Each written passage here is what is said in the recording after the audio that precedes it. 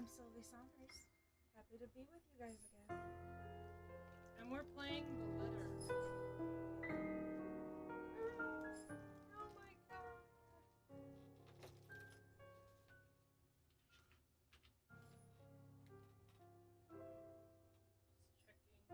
everything's up. Alright.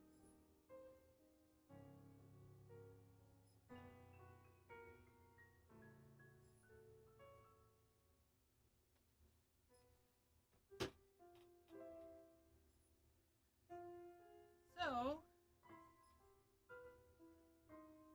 reminder of the whole game. It's a horror game.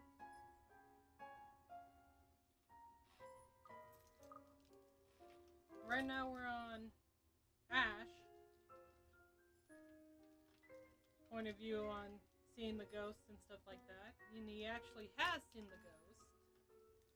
He hasn't wrapped his mind around it, but he still has seen the ghost.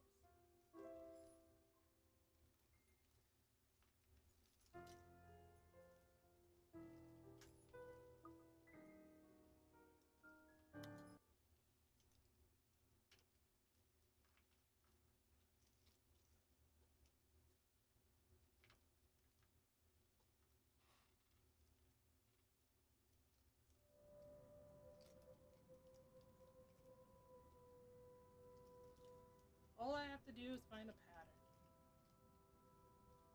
And it doesn't take long. Upon closer glance, despite the original owners shouldering the renovation cost, it'll be Regress. surprising. Welcome to my channel. 8 row. Welcome to my channel. 4 jug. Welcome to my channel. Welcome to the channel. We're playing the letter. Surprising if they're managed to break even on the Emigrant mansion. What's with the additional expenses for the open house? The commission for their agents and other overhead fees. At one point, the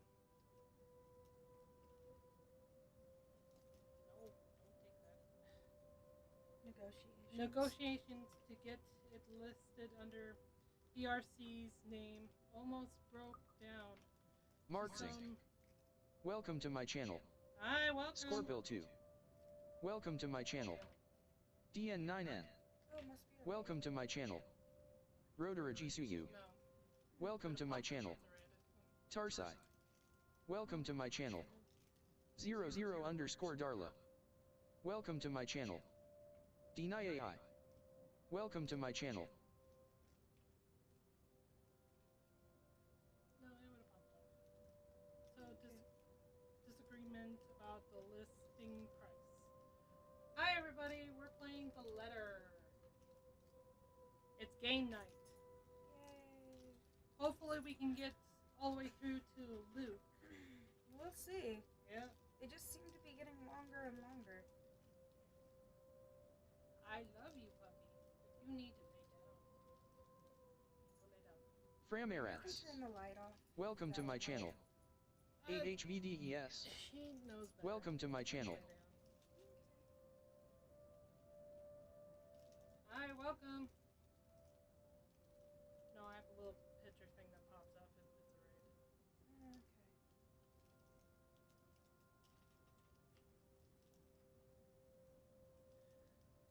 The owners wanted to be rid of it as quickly as possible, while keeping the worth at a profitable level. BRC was insisting on a higher amount, double what the appraiser suggested. Yes, we wanted a higher amount, even though there's a huge ghost story on it. That's It's still a fucking mansion, though. true. Very true.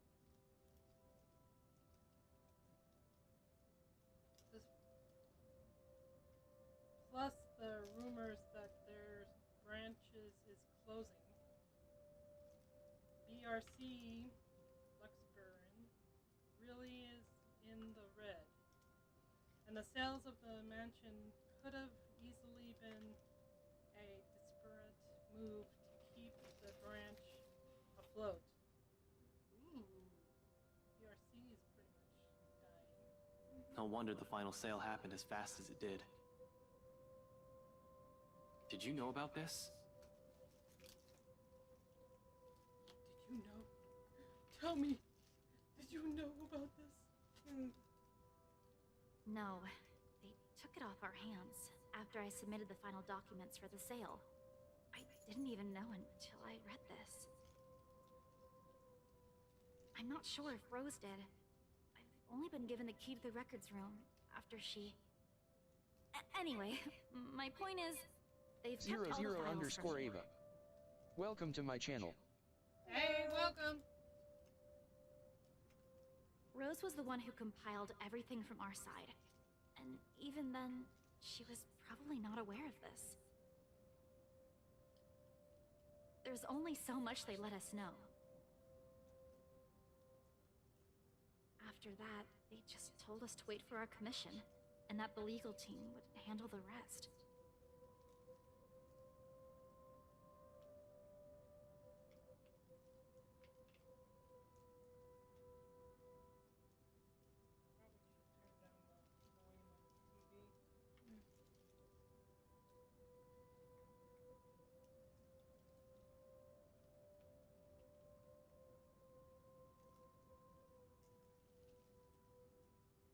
The rumors are true, huh?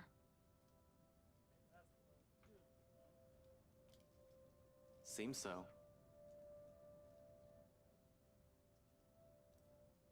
Sheesh, this place is just unlucky. _lonely_Egirl.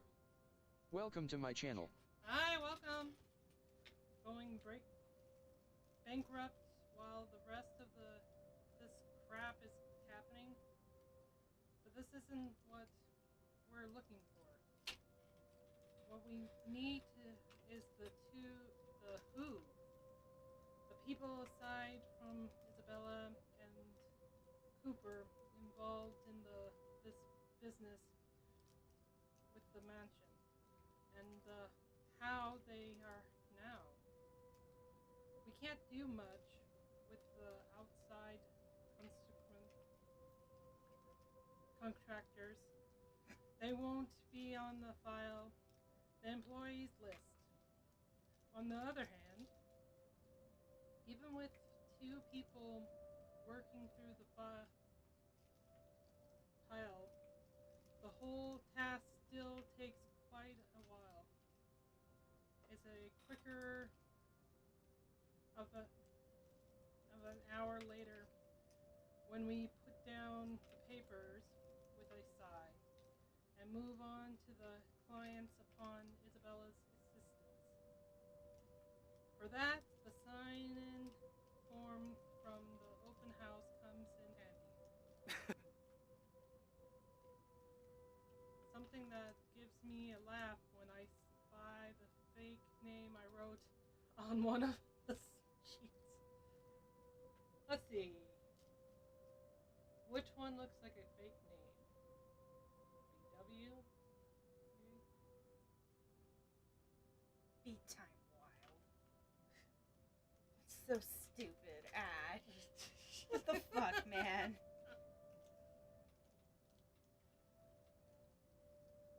Oh, Why'd I even Beatrice. pick this name? It sounds so lame. Never mind. I'm high. Let's see. Hannah Wright, Luke Wright, Richard Frank. Olisidra. Osaya. Welcome to my channel. That sounds like a fake name. It almost does. Ashley. Hi, welcome. Yep, Ashley. That's him.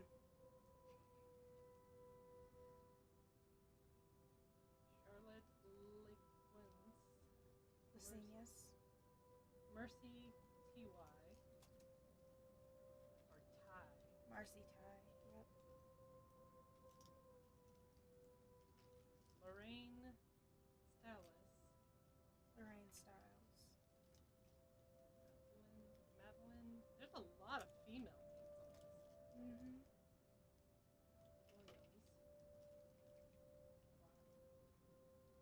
What name?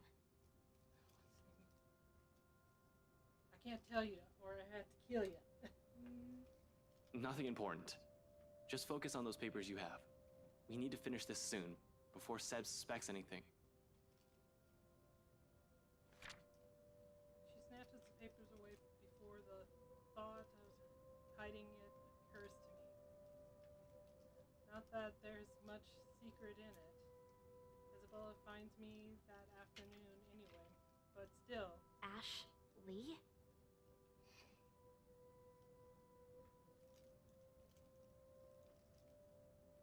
I've been careless that day, telling Luke Wright without confirming where they were headed off to.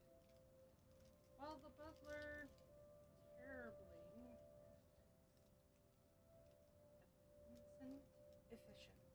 efficient in keeping the Wrights' engagement from the public's eye, there are others ways in only I've given it the time of my day.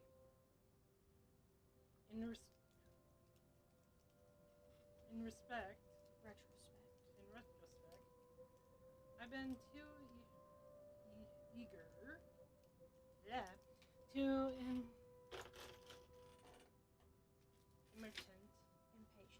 impatient to find something that will crack the case and be done with it.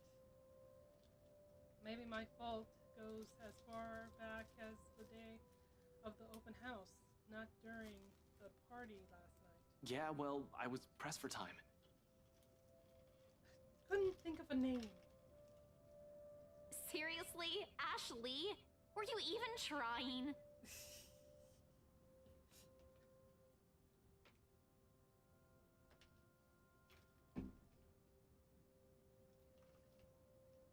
Oh, come on. You didn't even notice I was the one who wrote it down. Of course I wouldn't. Only an idiot would use his real name. Ouch. It worked, though. Admit it. It's genius. Who would have thought, huh?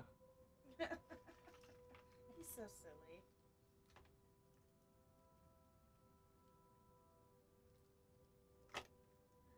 She responds with a roll of her eyes, then drops the matter entirely by shoving the paper back in my hands. We lapse back to our respective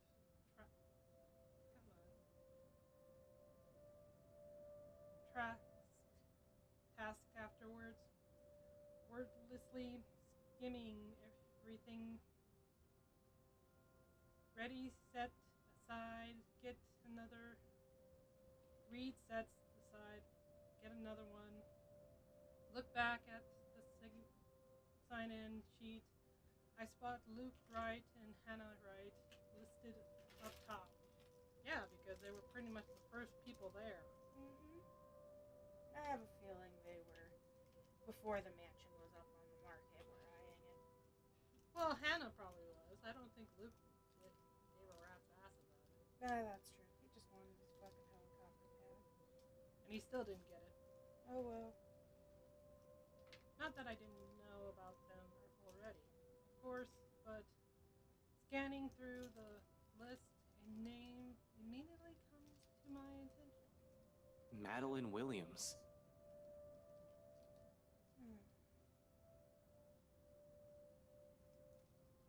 Something wrong? Huh? No, just that I remember this girl listed here. She frowns, moves her seat closer, and takes careful read at the sheet.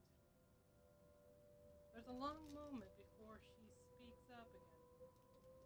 But from the way that she tenses, she appears to be expecting the worst already. What about her? Oh, She was with me, in the group following Cooper, when we toured the upstairs part of the mansion, I mean. Oh, he went on a tour? I thought he just got there. No, he was there to like stake the place out. Makes sense.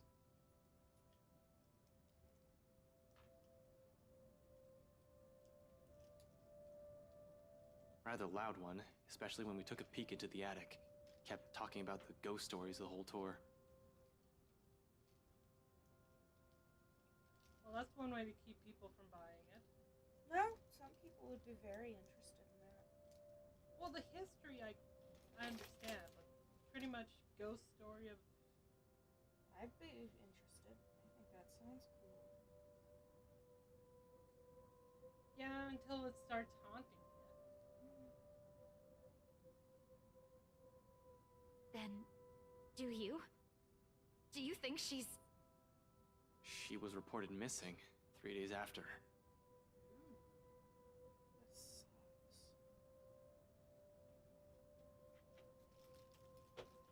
Is everyone on this list? On the death list? Maybe? I don't know.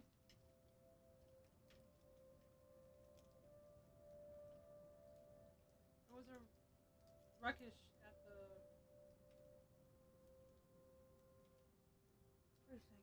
precinct the day her family filed it.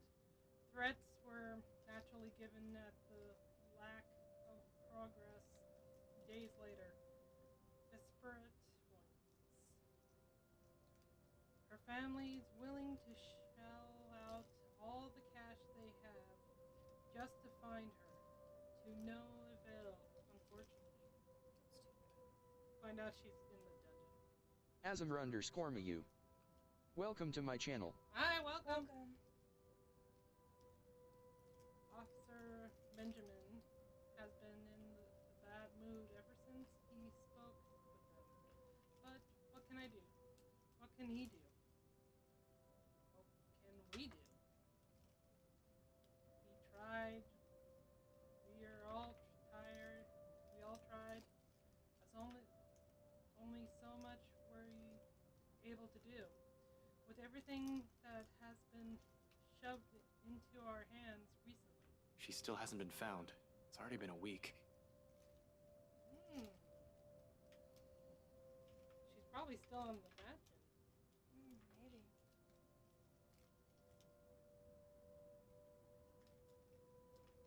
Isabella makes no further comment aside from a nod. Instead, she sits back on her chair with a distant look in her eyes, her hands balling to a fist as she struggles with her frustration. Or maybe it's anger. But the moment doesn't last too long. It's not her fault about that one. It's not No. like they saw the note. Yeah, but she's still blaming herself. Soon her grip loosens and she folds her hands back on her lap. Her expression, however, is one I've seen too many times in the mirror. What does one say to a person burdened not by one loss, but many, who carries it in her shoulders like a bridge of shame, badge of shame.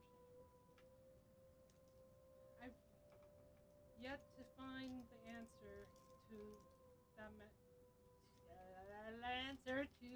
that myself. Until then, the only way is for word. Press on to see where our attempts at fixing our mistakes might lead us. And despite my own doubt, a glimpse of that look on her face is enough reason for me. I can't just give up. There's too much at stake, too much to lose. With a renewed focus, I continue on the third and last sheet. I spot another one. Beatrix Wild. What I recall from the newspaper Obituaries. Obituaries. Oh. Dead of a heart attack.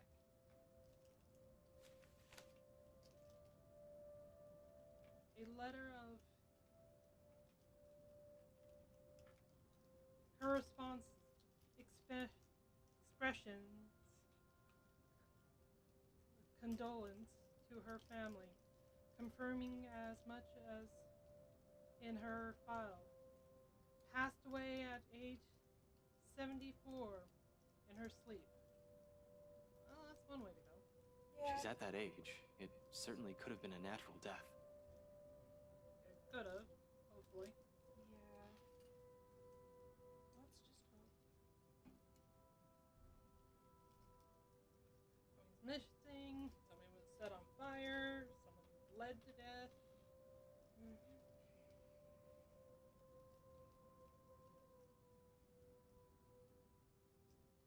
She's at the age. Oh. Right? I like to believe so. But 3 more letters when I rummage through the stack. And it leaves nothing more than foreboding feeling in me.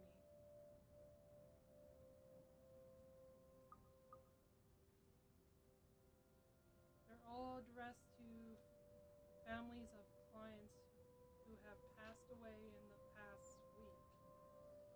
Regardless, these go on into the pile of things worth looking into after our visit here, along with William's info sheet.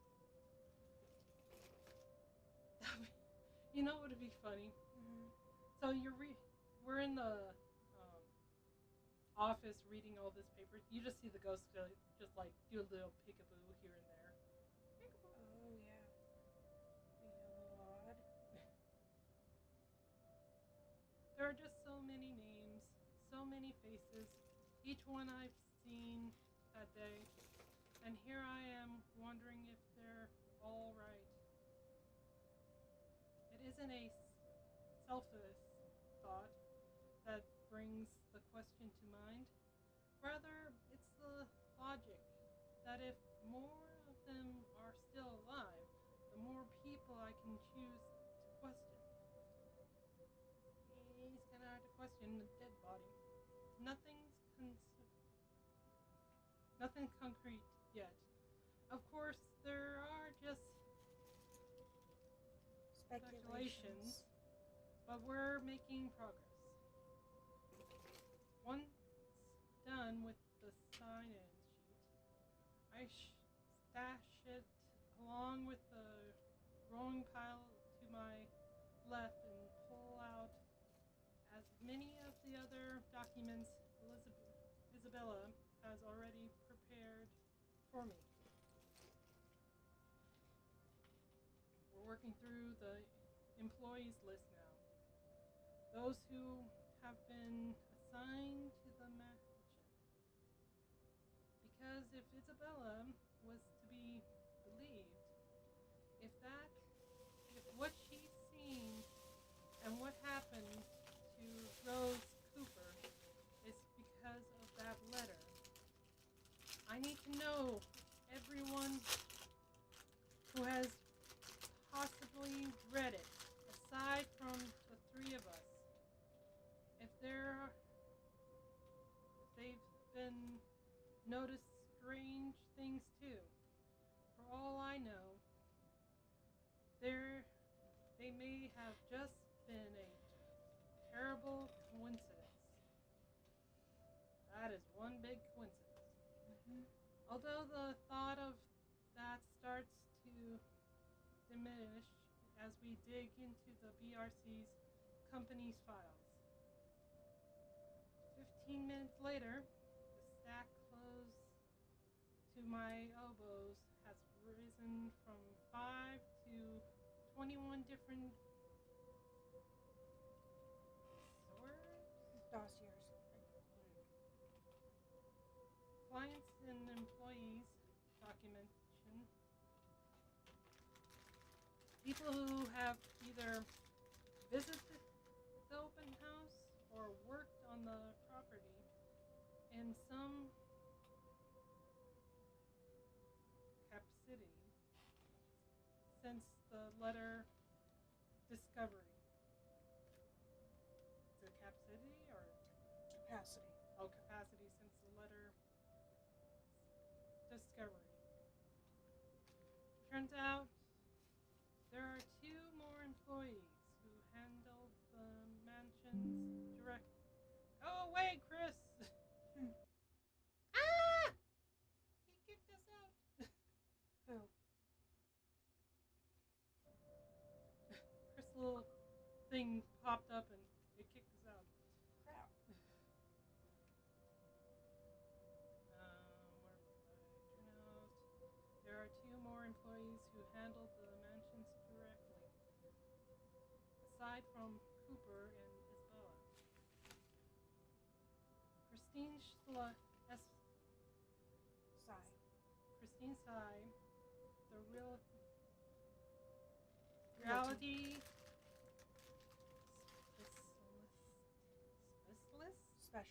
specialist in the Merc Julius Jean Marie, the estate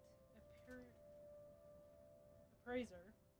This C guy, he was in custody just the other day. Really? Sir John has been looking for him. He stopped reporting to work a few weeks ago. Wonderful, another person down. Are you sure it's the same person?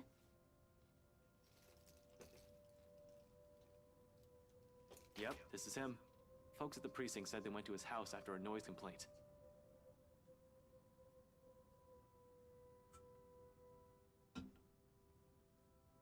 They found him just acting all crazy. Had to take him in when he started getting violent. I see dead people. He kept screaming about a woman. Like I said, I see dead people. Immediately she stiffened. I didn't want to bring it up or imply a connection to Isabella's story, but that is exactly what happened. It was driving the guards mad, but he didn't last too long in there. A few hours in, and he just started bashing his own head against the wall. And, Oh, God. well, What, no padded walls anymore? They didn't stop him? It's insane. Or they didn't get in there right away because it takes time to grab the key, unlock the door, throw the door open, Veal Mercy, run It's in. true. welcome to my channel. Hello. Hello! it was messy, to say the least. Yeah. Jeez. I'm surprised they didn't sedate him at the when they first got him. Yeah. Oh, no. We had no idea. Is he okay? No. HR just His marked him as brain. AWOL because none of their calls would get through. He's in the hospital right now. I heard they're putting him into a psychiatric ward as soon as he recovers. He's still a bit unstable. Seeing a dead woman that just creepy smile at ya and stuff like that and talks to ya would probably make you go insane too. Yeah. Jean Marie, on the other hand, his employee file notice he date of leaving, and even when his final payment had been given. Along with it, there's a letter to his family about the appraiser being found dead in the office. You Lord. know what would be interesting? Mhm. If the ghost found someone to actually start killing people. Yeah.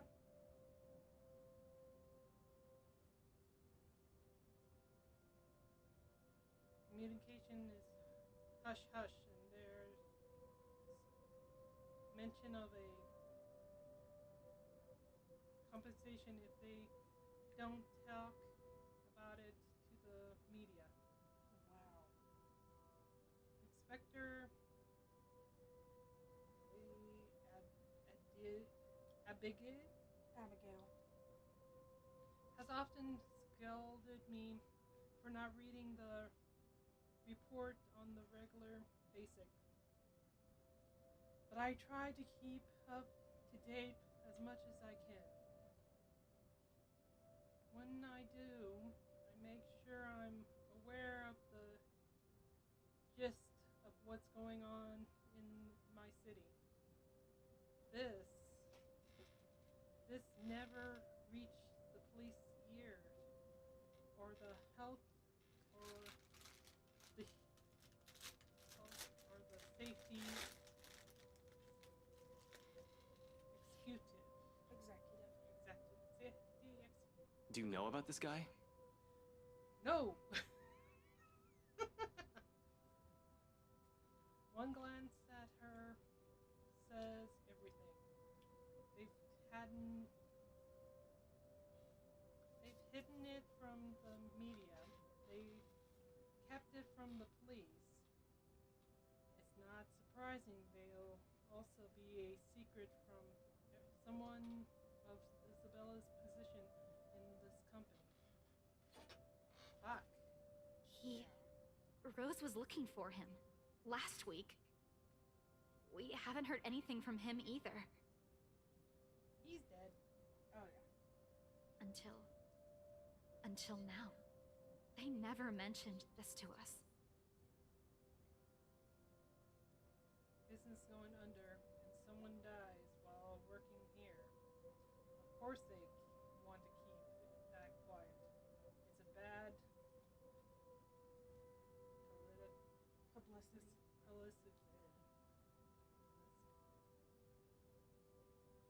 This whole thing is just getting freakier by the minute. Nevertheless, I hand the file for Isabella to make a copy of it. The pages with their names, addresses, and contact numbers will do. We'll start with the ones who live within the city. And hope and pray to God that they're still alive.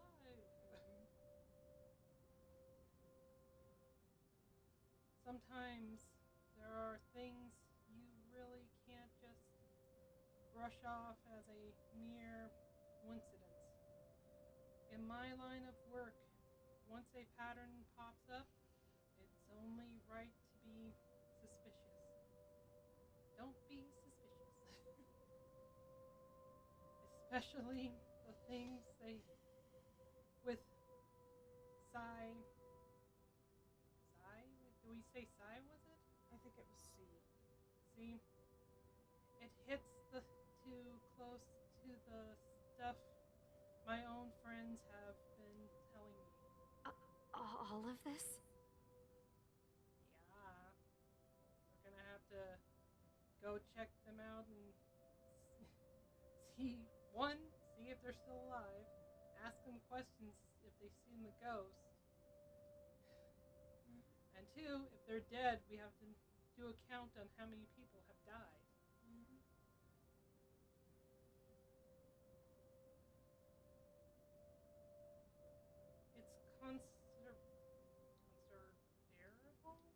It's considerably thinner than the one she brought in. Yet somehow, the way she hugs the folder close to herself makes it seem heavier. Like she's hugging onto it in the same manner one will latch onto a lifeline. Only the noteworthy ones. Lucy Yuna.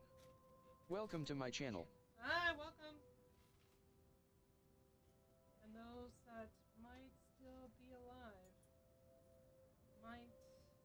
she doesn't need to know that. We can't check the outside contractors, but the guys with the direct connection to BRC and the people who attended the open house should be enough. We don't have time to see how everyone's doing, especially if what you said is true. For a second, she appears about to argue.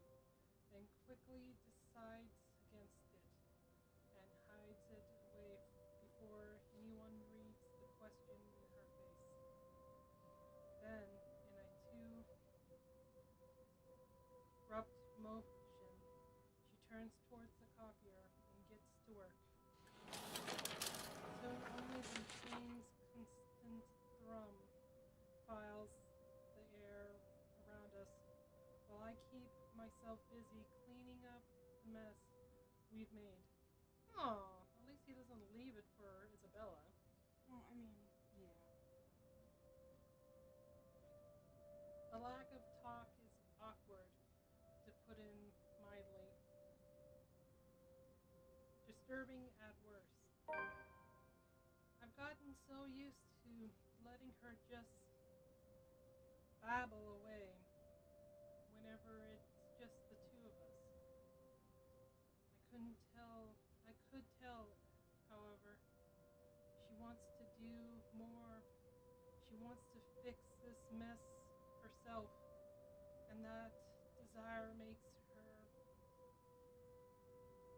antsy. But at the same time, she's learning how not to be impulsive or stubborn. Exactly as I've told her yesterday before agreeing to any of this. Or maybe these so-called challenges have always been with her.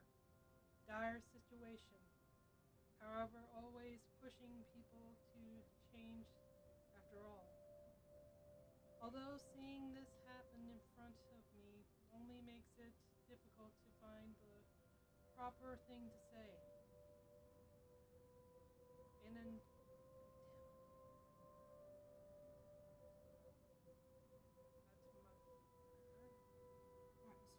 atmosphere, this tense and charged.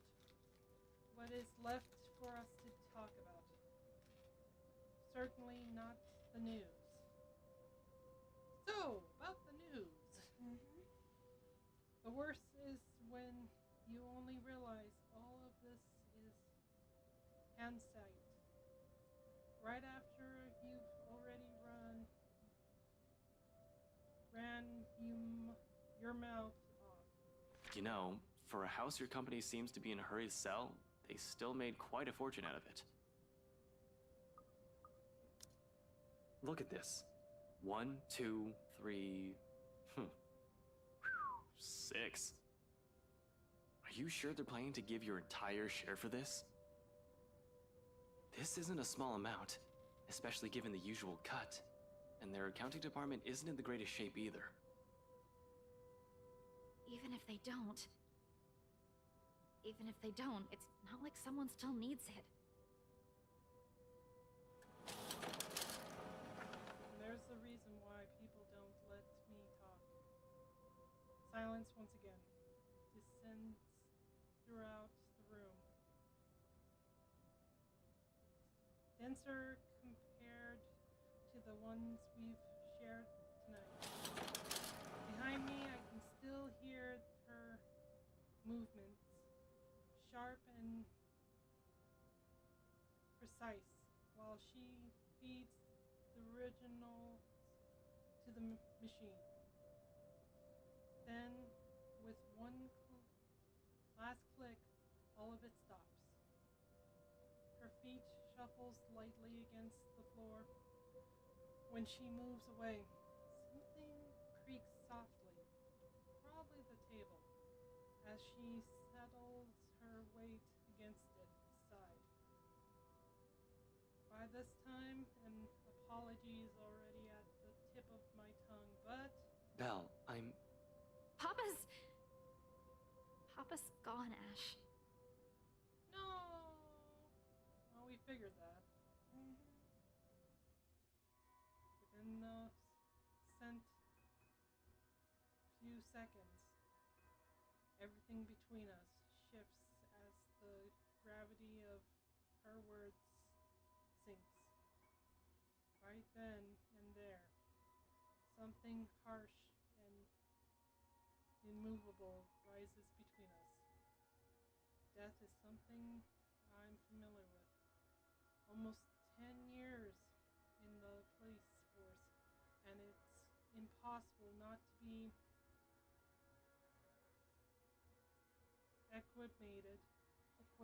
acquainted with it. But this is different.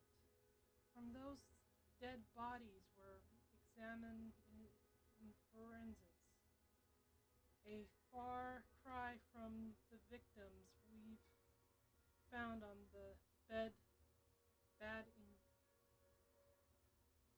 investigation.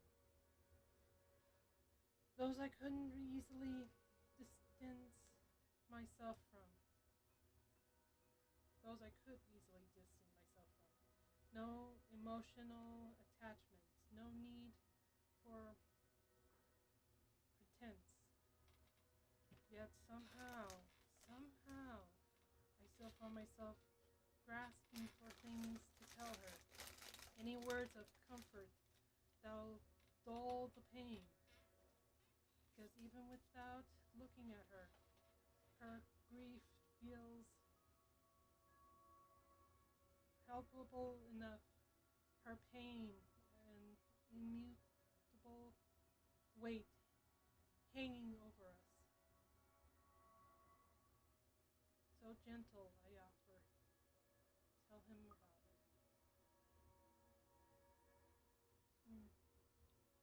Just stay busy or tell him about it? Tell him about it. When? Huh? When what? Your dad. I mean, when did you find out? She doesn't answer. Not immediately, anyway. For a longer moment, the hush simply stretches out before us, spanning across the seconds we pass while we both simply stand there waiting. Eventually she exhales, lightly muted enough that I might have missed it, had I not been paying attention to her every movement. Yesterday, around 3 in the afternoon there, Mama called. She told me he passed away in his sleep, and I guess I can take comfort in that, huh? That Papa wasn't in any pain when...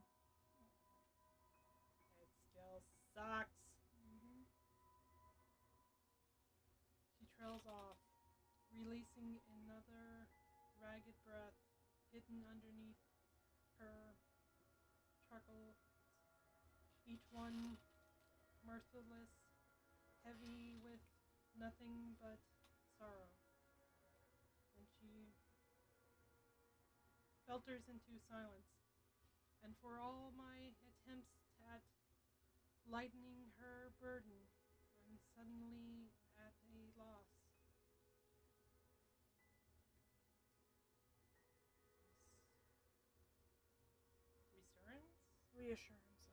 Reassurances could only do so much when her only reason for staying here has suddenly been taken from her.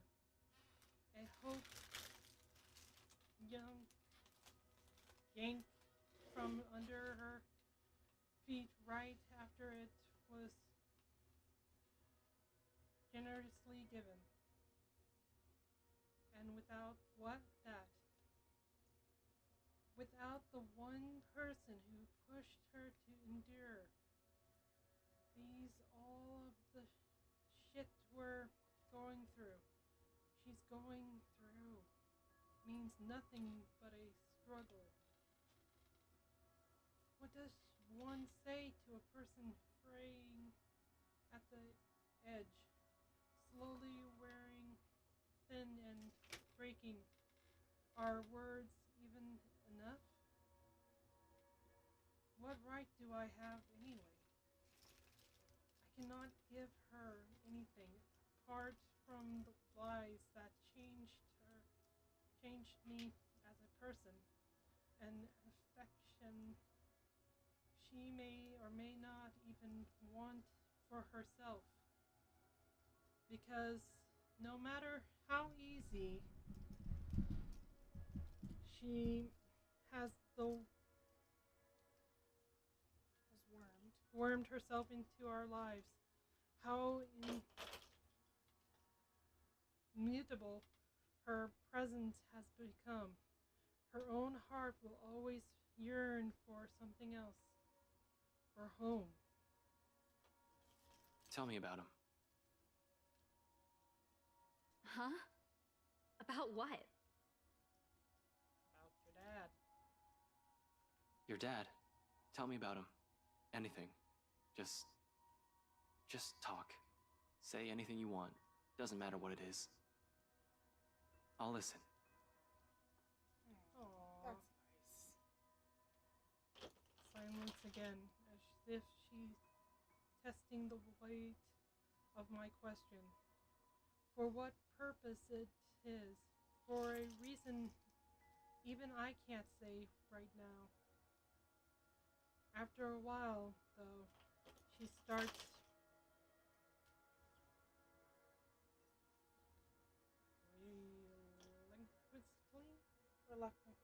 reluctantly, her voice pitching, filtering, and stumbling on each syllable as she chooses her words.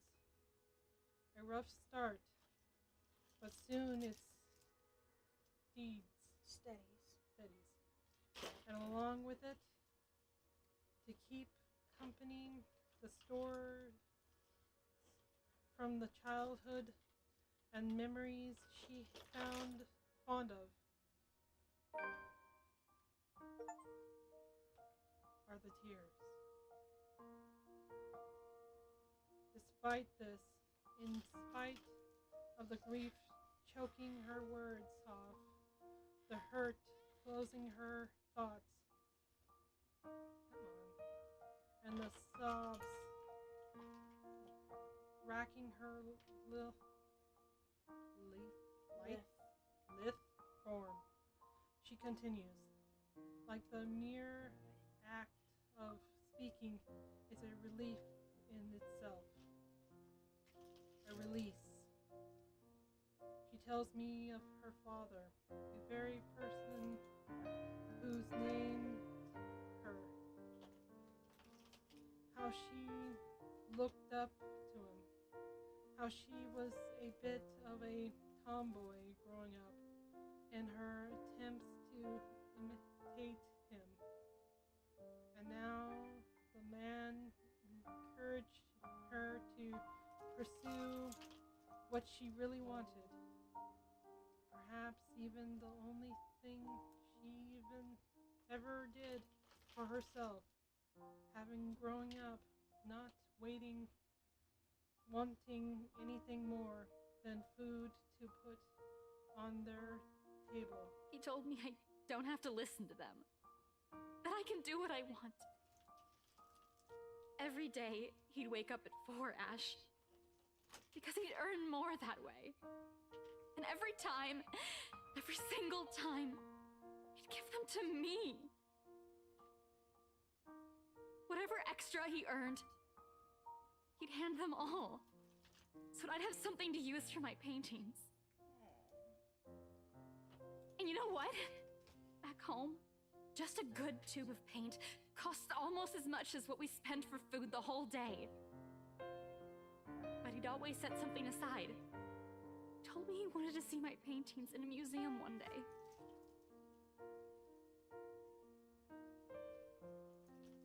She pours all of it out. Every little thing she loved and admired about him. Like this, it's easy to see why she has gone to such great length for him. Why she abandoned her dreams. Why she went against his wishes just to grant him another chance at life. Others will say it's her warmth that drew people to her, or her cheer. Neither are wrong, but neither is the whole approved of her either. Because those who have never bothered to look beyond the surface will never see it. See her. She's someone earnest, someone who has always meant well despite her underlying stubbornness. This is how she loves. Warm, steadfast, unflinching. You never meet many people like her. Not in my line of work. Not with the kind of people I've had to deal with. Always with something to hide. Always with something to lie about. Eventually, when you run across too many of them, you change. You become like them. In many ways. For a lot of reasons. She's the kind of person I want to be and be around with. She who made me feel I am still worth something. He didn't want me to leave. Begged that I should finish my studies first. In the end, I couldn't even grant him that one request. I'm a terrible daughter, aren't I? No, you're not. You love your father, and you did what you could for him. You're not. Huh? Aww. Oh my god, he's blushing. That's cute. You're not. I can't speak for your dad. I haven't even met the man. But I know you're not.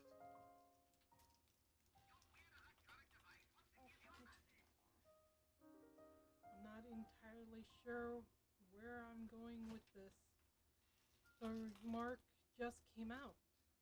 Now I'm struggling all of this together as I go.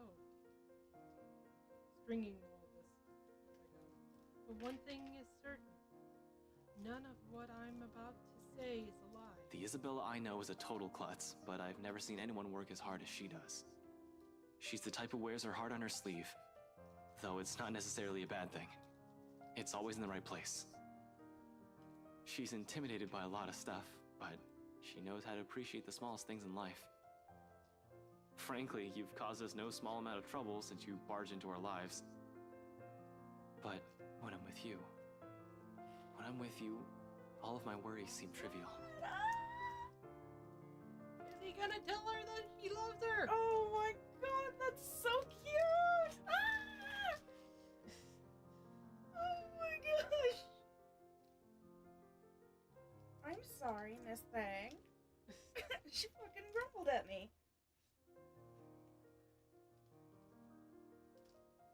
Heat has already creeped up my face. When I turn, this whole thing is about to take register. Before I blurt the rest of it out, I start hearing that. Be horrid. Excuse me! I'm telling the girl that I love. Give us a minute. Damn it! Declare feelings I'm not even ready to reveal to anyone, much less to her. My hand comes up to smother the rest of it. Though embarrassment quickly takes the reins. Excuse me. Bless you. Before I can completely clamp my mouth shut. And I'm pretty sure Zach and Becca think the same way. Nice save. You have a nasty way of growing on people like that, and you know what? We got everything we needed in here. I'll just wipe the security recordings and we're good to go. Go lay down. Or do you There. have to pee? Go lay down, baby. She might have to pee. She was just outside with us. Yeah.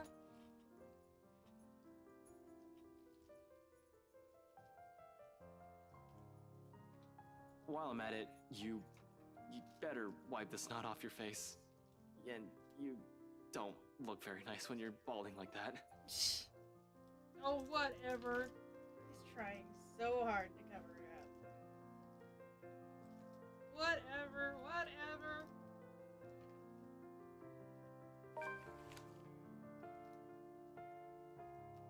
Hastily, I gather everything. The personal files, client documents, sales, agreement, and contracts. Anything my hands PSH could underscore reach. AA. Welcome to my channel. Hi, welcome. Welcome. In record time, all of it has been stacked in a neat pile, ready for storage. I'm heading for the records room not a few seconds later. Whatever that is, wherever that is, it should be an easy find, unless this place is a maze or some sort of, which I highly doubt. Still beats staying here and seeing the look on her face. Crap. Really? Her anger's still bearable. I can take that, including the glower she sends my way. So, yeah, I'll go get the security videos and put these back where you pulled them from. Man, these are heavy, you know? I'm a man. I'm manly. And he's so embarrassed. This poor dude. I'm a manly man. Ash, it's just paper. You don't even know where I. No, I don't. I just need to get out of this situation. Yep, I almost said something stupid, so ignore me. I almost told you I liked you more than a friend. Oh no, I can handle this. Easy as pie. And Adorable. yeah, security cams, tapes, videos, cams. Cams. Security cams. Tapes. Videos. He's I need to so leave the room! embarrassed. Yeah, I'm off. 00 underscore Darla. Welcome to my channel. Hi, welcome! A rejection at this point. Maybe. Maybe not yet. Now the ghost is gonna show up. Getting the files back to the BRC's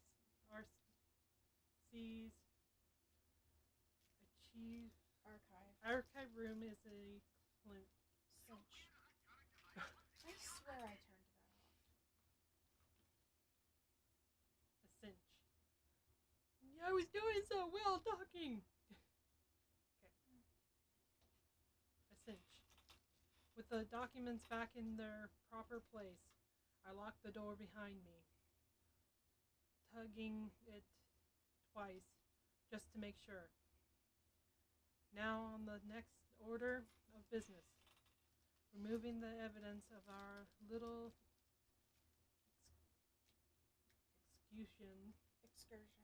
excursion in here, or at the very least the part showing that what we've been doing during the past hour.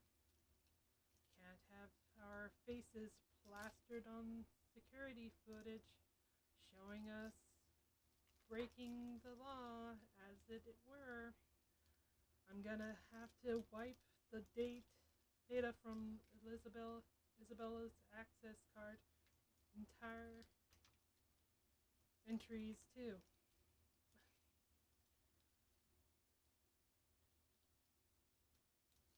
Surprisingly, finding their security room proves a breeze. What will be tricky is getting inside. The fact that no one has walked out during the whole time we've been here means the room is either empty or their security sound asleep. I'm banking more on the former.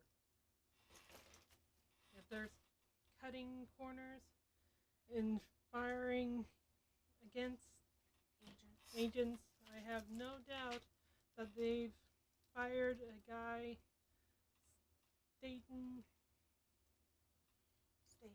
stationed here. If they have anyone watching the monitors in the first place, it's a rather common thing for establishment. Just leave security recordings individually and only check the footage if something actually happens. Ow. What happened? Did you pinch yourself? No. I have a knot in my hair. Oh, fun. Yeah, I keep my hair short for a reason. Corrupting the room.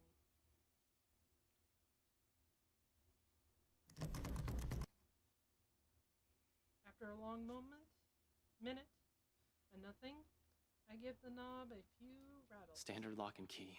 Should be easy enough to pick. We have lockpicks set, but those are only to be used if necessary, and with a search warrant. Even then, it's a skill set rarely needed. That's why you have a credit card and you just slide it. Yep.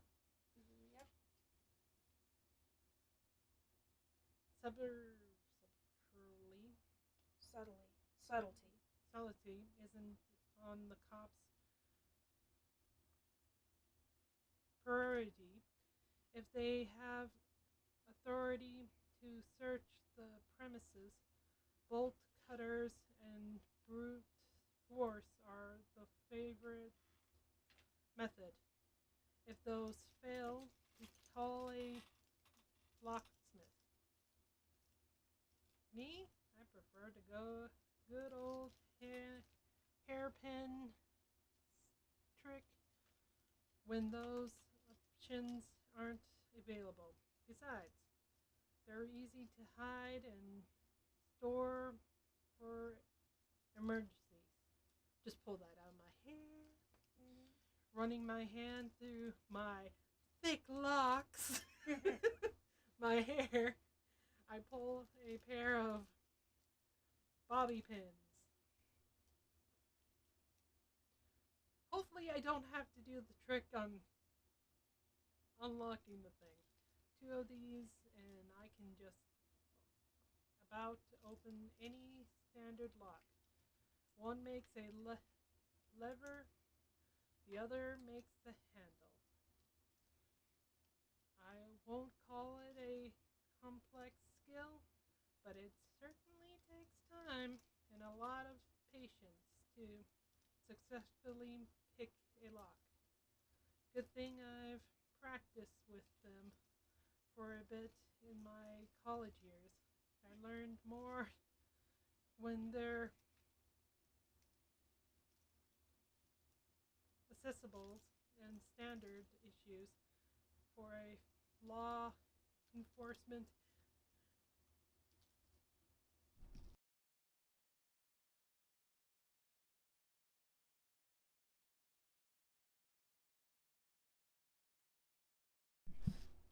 office.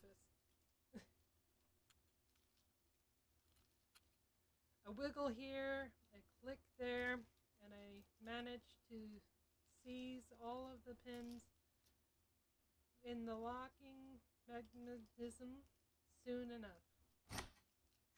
With a slight turn of the knob, the security room ripe for the pickings. Oh, he's gonna see the ghost. Well, most likely. The room order hits me first. A sharp, nauseating stench, as if someone has accidentally accidentally spilled a gallon of bleach in the room. When was the last time they opened this place? Ugh, this place smells awful. Jesus, it's worse than the forensics lab on a bad day. This is probably because of a badly botched efforts to clean the place up. Even in the dark, I can spy dark stains on the walls. Oh, that's concerning. That's disturbing. I really don't have the time to try and play. Is this ketchup or soda right now? But I have this strange feeling whose the mess might belong to. As expected, no security personnel mans the office.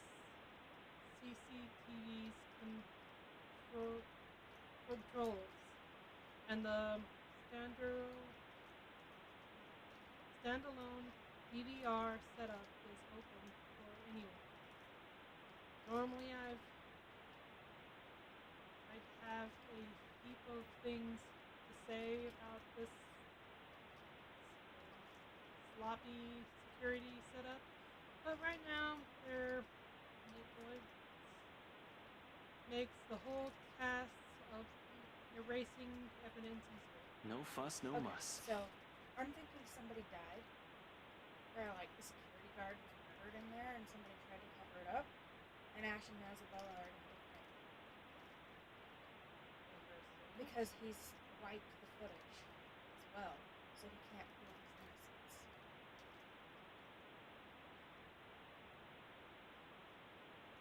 Maybe. If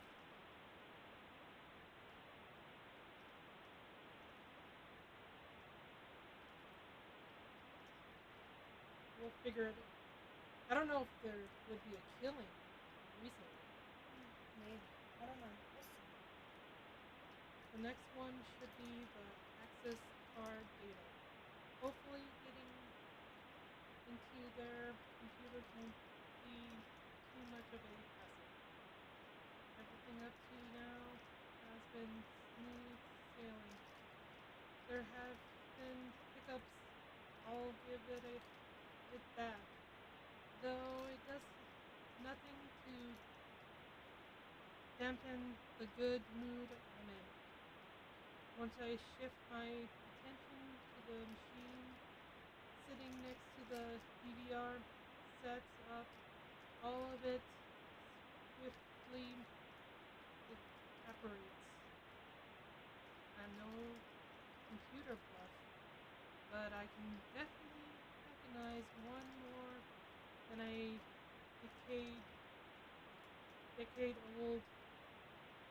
Simply looking at it makes me feel younger. Wouldn't there be blood on the monitor? Maybe. Who knows? There's blood on the walls, possibly. Well, he said ketchup or chalk stains. No, he said he didn't have time to look, and it might be. It could be blood. True, because of the bleach cover up and stuff like that. Yep. Unless one of the murders of the clients was hush hush in this room. Possibly. That's what I think. With a heavy sigh, I power it up and mentally prepare myself for a slow,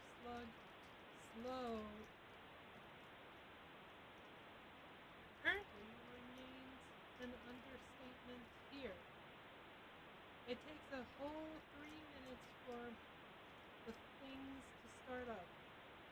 OS hasn't even started loading, and in my boredom, I start inspecting the live feed from the cams. Only 2 words. One, for the viewer outside. Everything seems to be in order. Only 2 words. Okay, that's how you said only 2 words. Like, what? There and the other for main workspace where fleeting glimpse of cursory glances, but the sight of it stops me. The image is up, there she is a bit blurred, but standing there, right in the middle of the room, by one of the cubicles, I can make out the form of a What the hell is...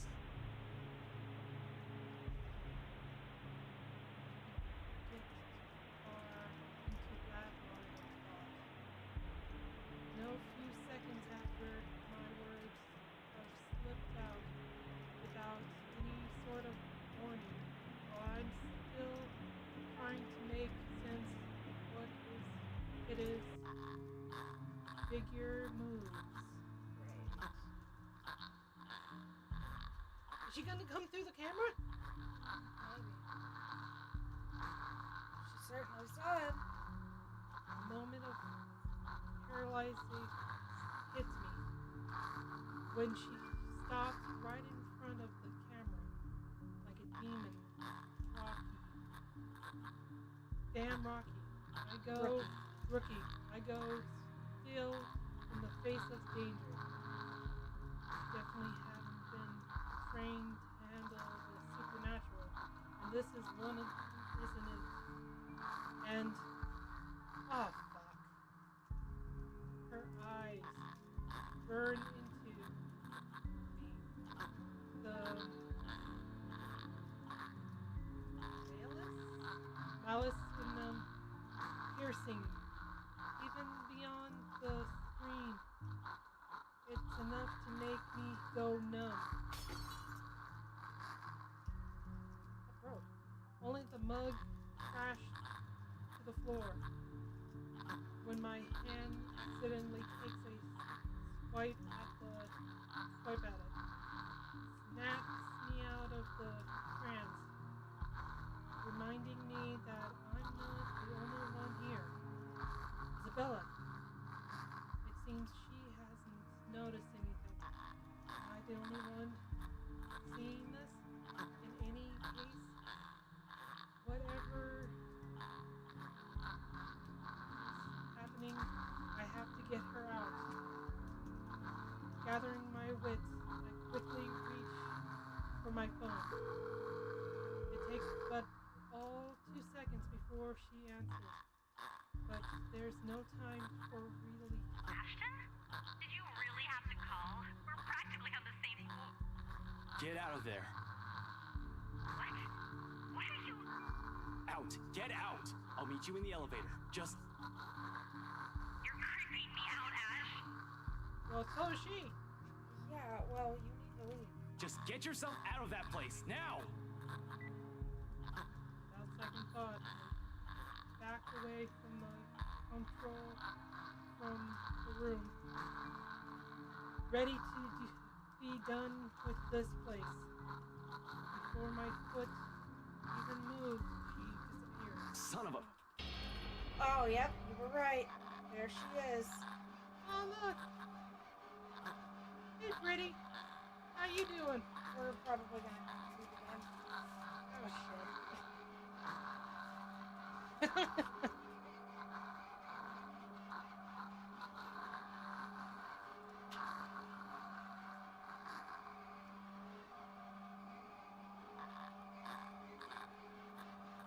Intensity easily takes over, and my hands quickly reach for the gun at my side. What are you gonna do? Shoot it? Only to meet empty air. A mistake that cost me a few precious seconds. While the paperwork I brought with me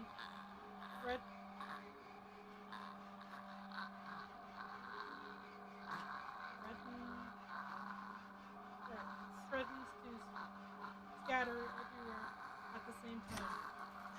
gathering everything and myself once more, with no weapon to protect myself. A sense of self-preservation kicks in next, and I lunge towards the door. I sprint across the office without daring to look back. Isabella already waiting in front of the elevator. By the time I make it out of their office, worry creases her eyebrows upon glancing at me, but I don't have time to answer questions in her eyes. As soon as I reach her, I grab her arm, practically throwing the two of us into the open elevator and slamming the button for the ground floor. A sigh of relief escapes from me when the elevator starts its descent. As you see hands coming through the. Oh, that's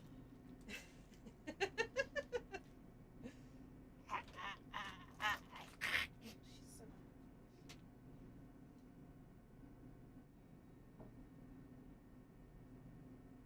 The clicking noise fades off into the distance. Beside me, Isabella shifts, moving the stack of papers under her arm while she takes in my appearance. Concern in her eyes, though all I offer her is a small gesture of my hand while I attempt to compose myself. Breathe. In, out. Why are we in such a hurry? Because your ghost just scared me half to death through a monitor. We need to get out of this place. Did you get everything? Yeah, it's all here. But really, you don't look too good. What's wrong, Ash? The ghost has not shown itself to two people at the same time. interesting. Yeah. I'll be fine. Just... Let me breathe. Yeah. I was in the security room. There's... From the monitors, there was a fucking... I don't even know what to say. Yeah, I'd be terrified myself. The rest of what I'm about to say dies on my tongue when the elevator stops and the door opens to The nothing. parking lot.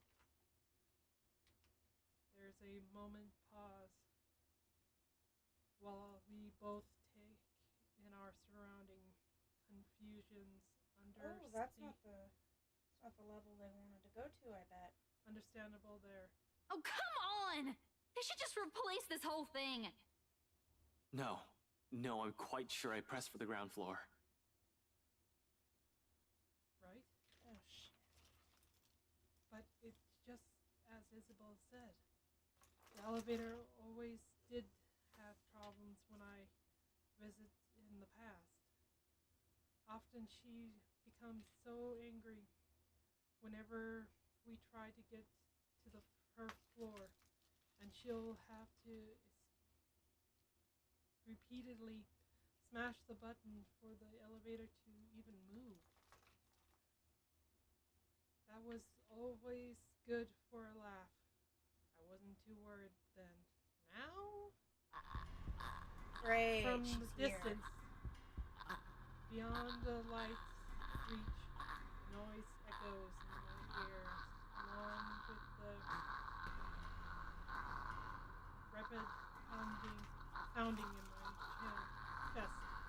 Isabella stiffens and her eyes grow wide at the sound. Okay, so now they both see her.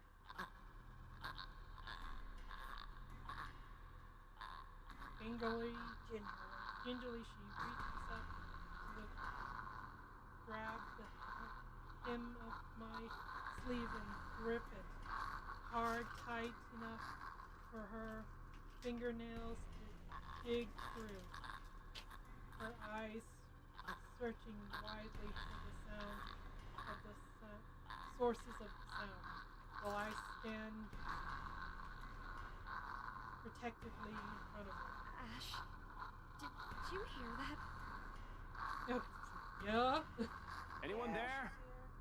Don't say that! Be like, Dumbass. I'd be like pressing the button, like, We're going up now. Goodbye, bitch. I can hear you moving from here. I have to be strong for Isabel. I have to be strong for Isabel. Fuck this, Isabel! Yeah, right. I love you, girl, but I'm not dying because of you. Yeah, really. Show yourself. No? You probably don't want that, actually. No response. No response, only the soft sound of something stirring around the floor and the walls in slow, deliberate movement. It's faint through still audible enough in this hash until it stops. Press the fucking button! Yeah, she's gonna jump your ass. A moment. We need to go, Ash. Yeah. We have to. Yeah. That's what he was saying. And then, this time, I'm certain it isn't my imagination. Against Sounds my like it's gonna ask you that. training, my whole body freezes. And still, mid-press on the button. Eyes growing wide while waiting for any sort of movement from further back, and ears strained for the source of the sound. I can't even offer Isabella any reassurance. Much as I hate to admit it, dread has spread into every nerve in my body. Can you look over there and see if there's a...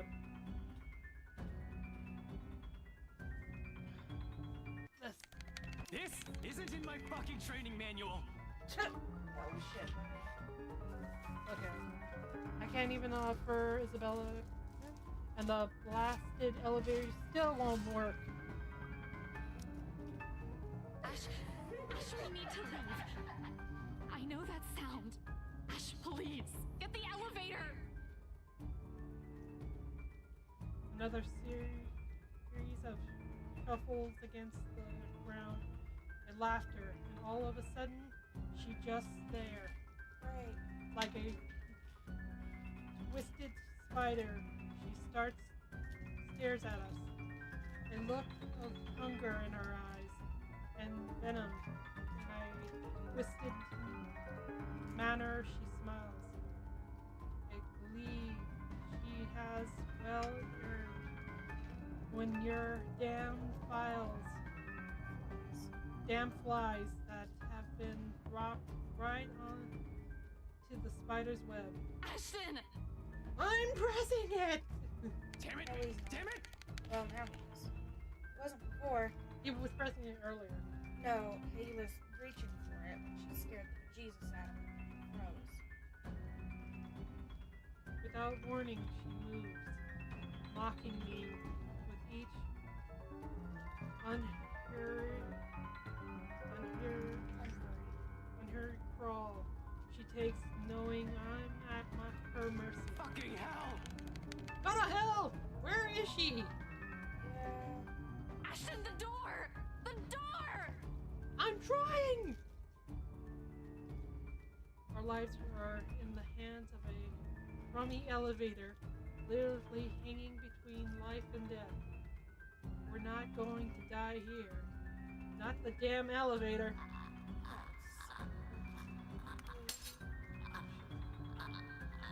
8, 2, 9, 4, 2, 8, 1, 8, 5. God damn it, I'm dead.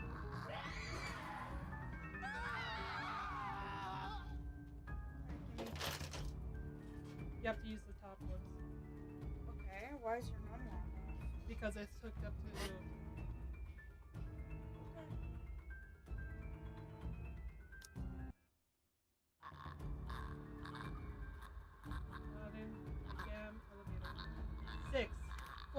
8, 7, 1. 7, 9, 2, 1, 5. 3, 8, 3, 4, 9, 6. 5, 9, 7, 8, 2. Yeah, we're done. It would be easier if your number wasn't off. Sorry. Okay, go ahead.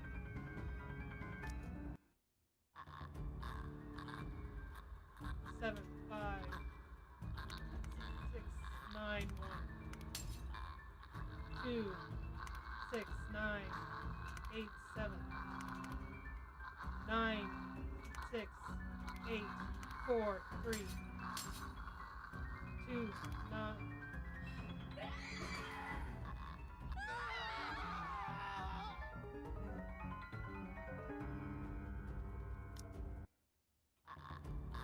Do you want me to read it to you or no? Here, you go.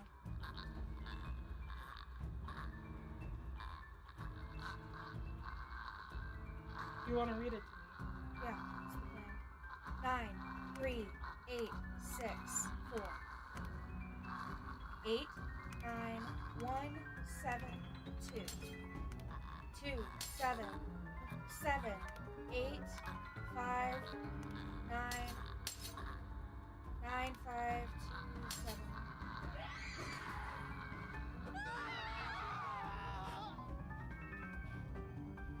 We're gonna get it eventually.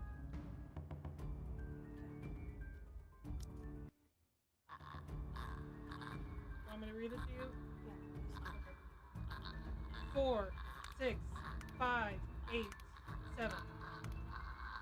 2, 6, 9, 5, 6, 7, 3. 6, 3, 2, 1. 6, 1. Yeah, we're good.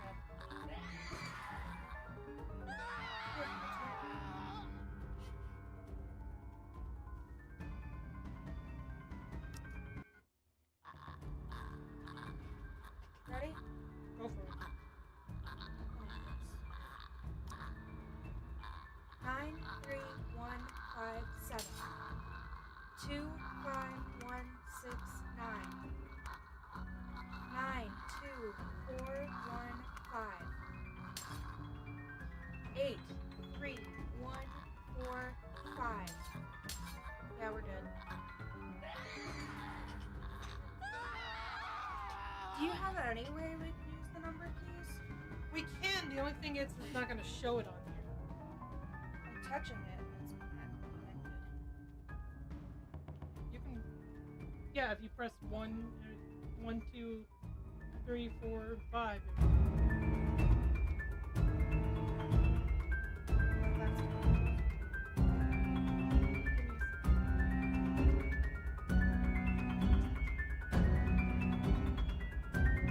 Guys, we're gonna be still on.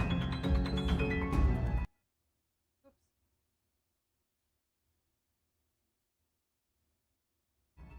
We're gonna still be on. It's just you guys aren't gonna be able to see it. Well, I can change it.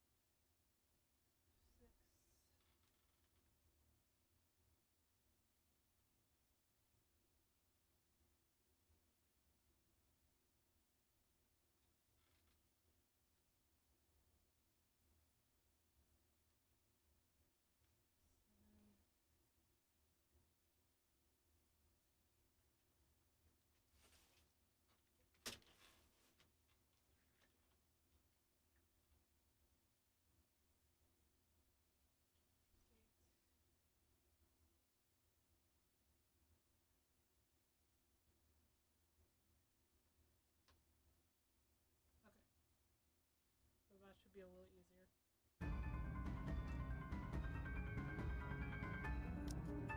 Read it fast.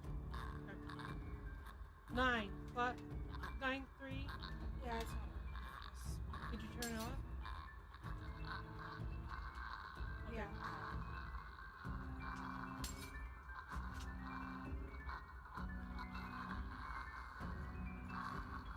Yeah, it's not. Oh, Yeah, that's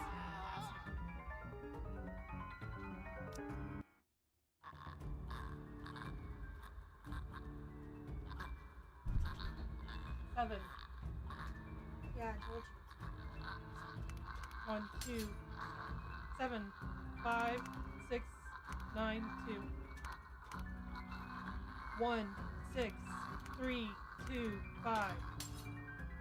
4, 5, 3. Yeah. Well, did you want to? Well, I can't. Do you want to use this one? Yeah, we switched.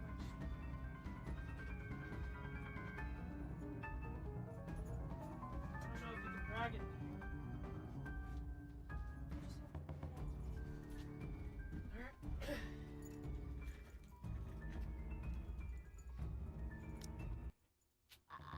Ready?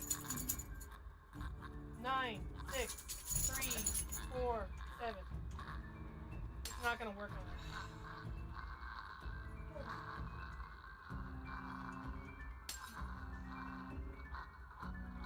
We just have to let it run.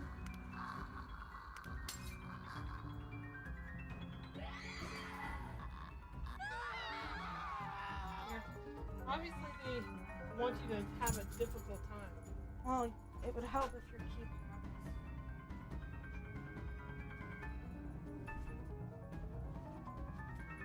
Sorry.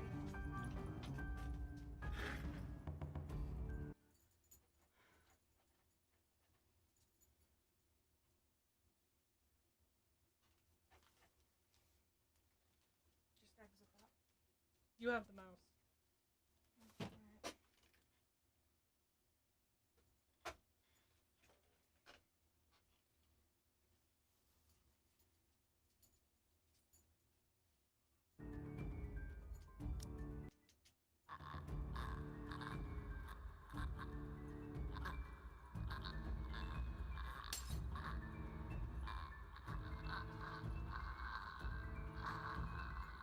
Ollie, go on.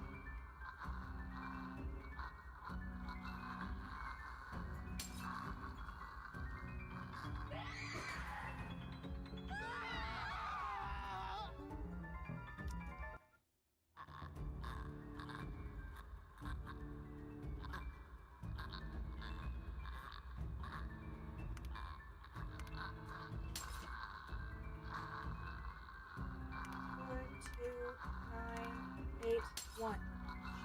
3, 6, 8, 2, 4. Nice. 8, 2, 4, 9, 5. 5, 7, 4. Good try.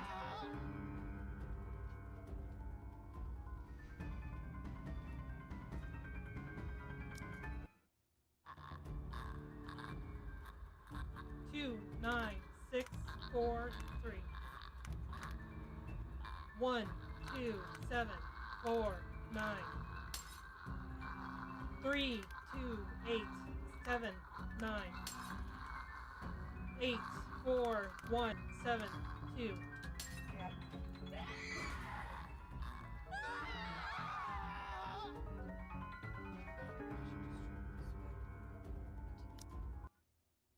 I need to read it. I'm gonna try to do it with go. 8, 1, 4, 3, 5, 7, 6, 2, 6, 4, 2, 6, 7, 2, 8, 1, 6, 4. 4, 1, 8, 5. Oh, you got closer than.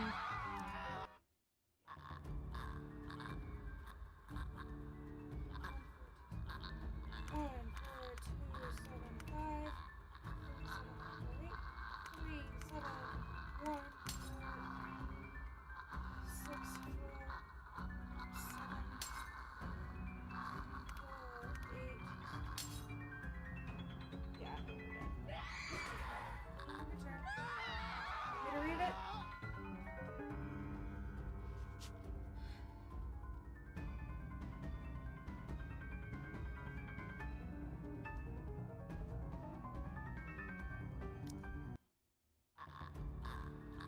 61832. 832. 93715. 43795. 97125.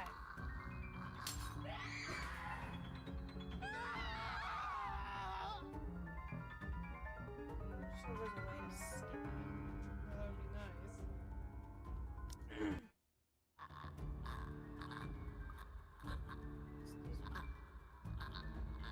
31269.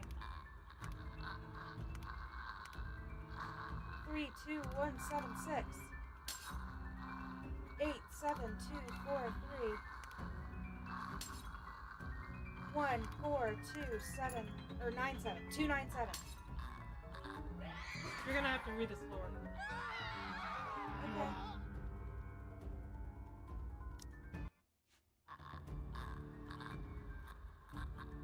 Nine one six five two.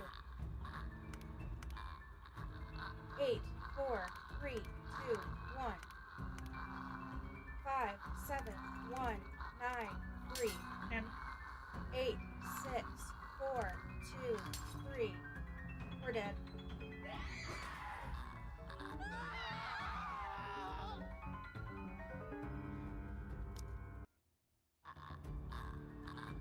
Seven, 4, 5, 6, 3.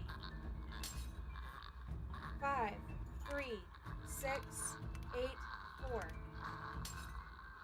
7, 9, 3, 5, 1, 7, 9, 8. Good job. 4. Yep.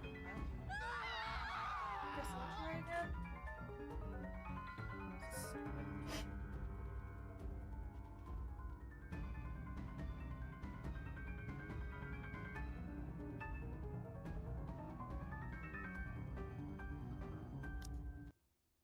want me to read it out loud to you, or? Yeah. 1 3 2 6 4. 6 2 5 7 4. 9 2 7 1. Sorry. Whoa. Oh, I'm pressing on buttons. My bad. So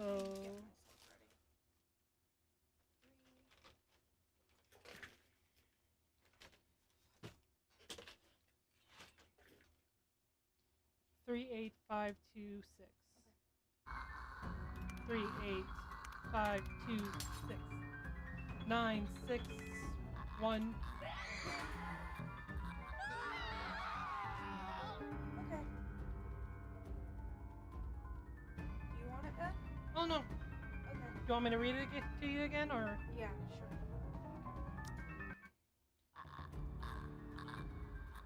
7 3 8 4 2. 7 8 3 2 1. 2 5 4 9 1. 2 5 9 7 8. We're never gonna get this. Do you want to try? I'll try it. Okay.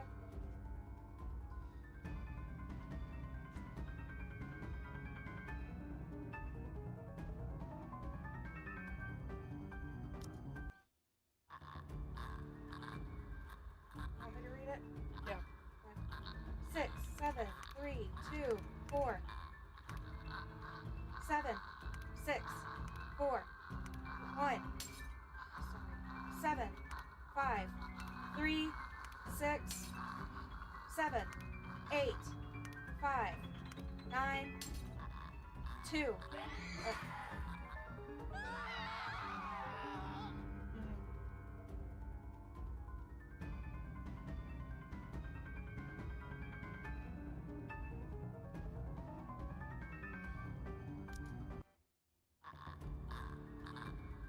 Six, 9 2 4 8 6 2 7 9 1 8 6 3. 9, 2, 3, 5, 8. 8. Shit. Not your fault.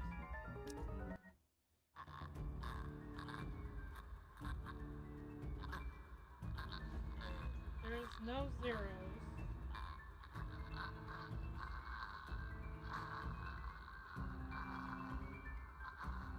Eight, 9, 5, 3, 1. 6, 5, 1, 7, 4.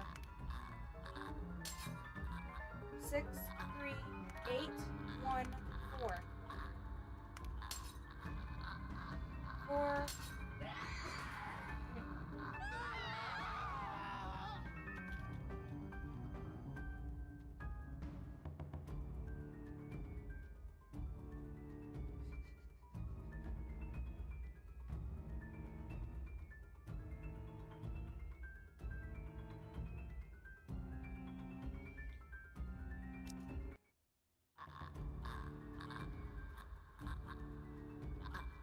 Eight, 1. Yeah,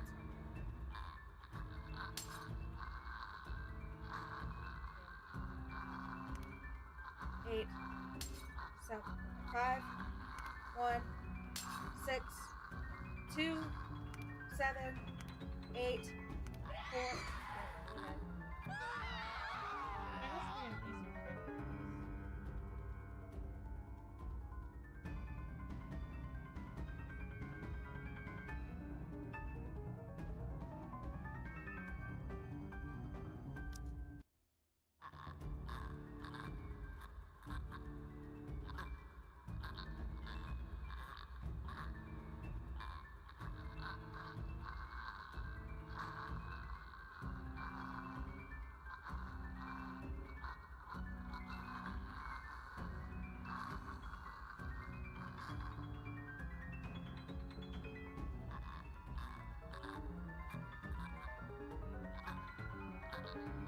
Two. No. 8, 6, 7, 5, 4, 5, 3, 1, 5, 6. I'll take over.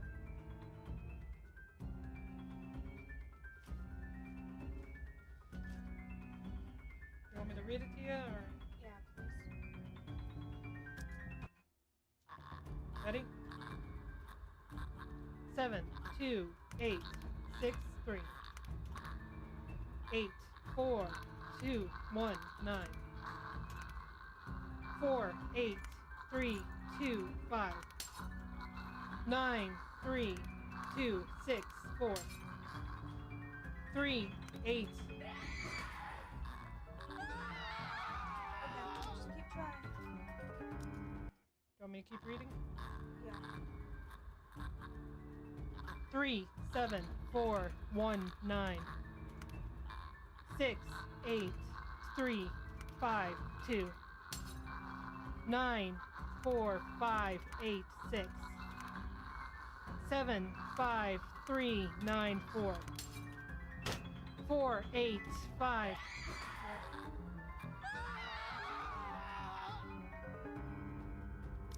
Hopefully we only have to do it 3 times. Oh, nice. 6, 7, 1, 3, 2. 4, 5, 7, 6, 1. 6, 5, 2, 8, 3. 2, 1, 6, 5, 3. 5. Yep.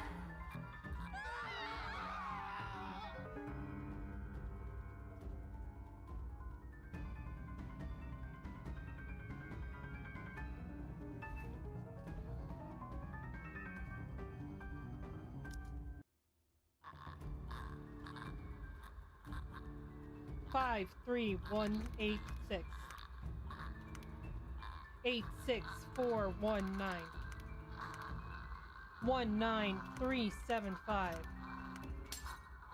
2, 9, 6, 8, 1. As if the divine. Okay, yeah. Go ahead. Here you go. Have fun. I'm done with this. Fuck this. She did it. I didn't do it. Woo! Yeah, that was a fucking doozy. As if a divine power has heard me swearing up a storm in my head, the doors close just as that thing looms near. Soon the elevator, the blasted thing, is heading up. Isabella kneels, buckles in relief. In 2 ticks, she hugging herself without any care for the mess of paper and folders she has dropped on the floor in her panic. She draws in one ragged breath after another, each one brimming with nothing but relief. And this is the most I've been tired my whole damn life. Not during training, when my supervisor first asked me to drop and give me 100. Not after a stakeout, but after smashing a fucking elevator button repeatedly. Yeah. I slumped to the ground beside her, worn out, but I don't let myself feel relief again. Not until we were out of here. Isabella seems to be of the same mind as she looks to me. Still, I find myself sharing a shaky laugh with her.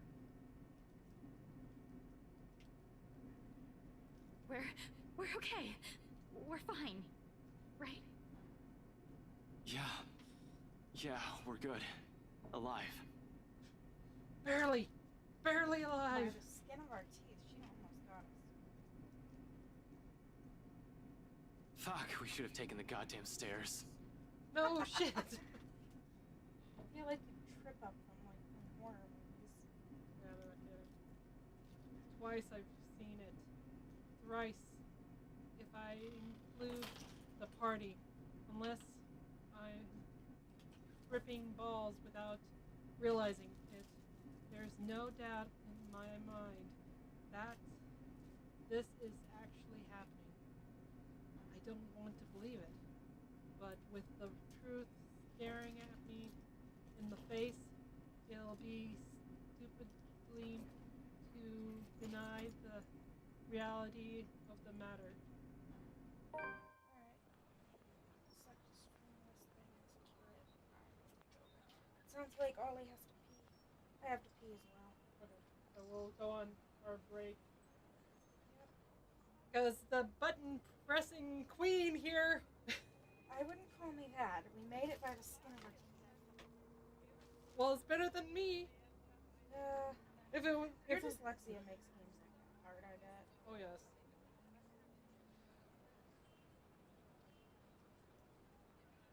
And it doesn't help that we couldn't use the side buttons.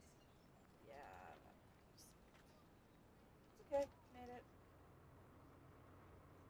They probably have to do that because it makes your heart race. Because you're trying to press the buttons where you're not used to. But yeah, we're gonna go on break. So we'll be back.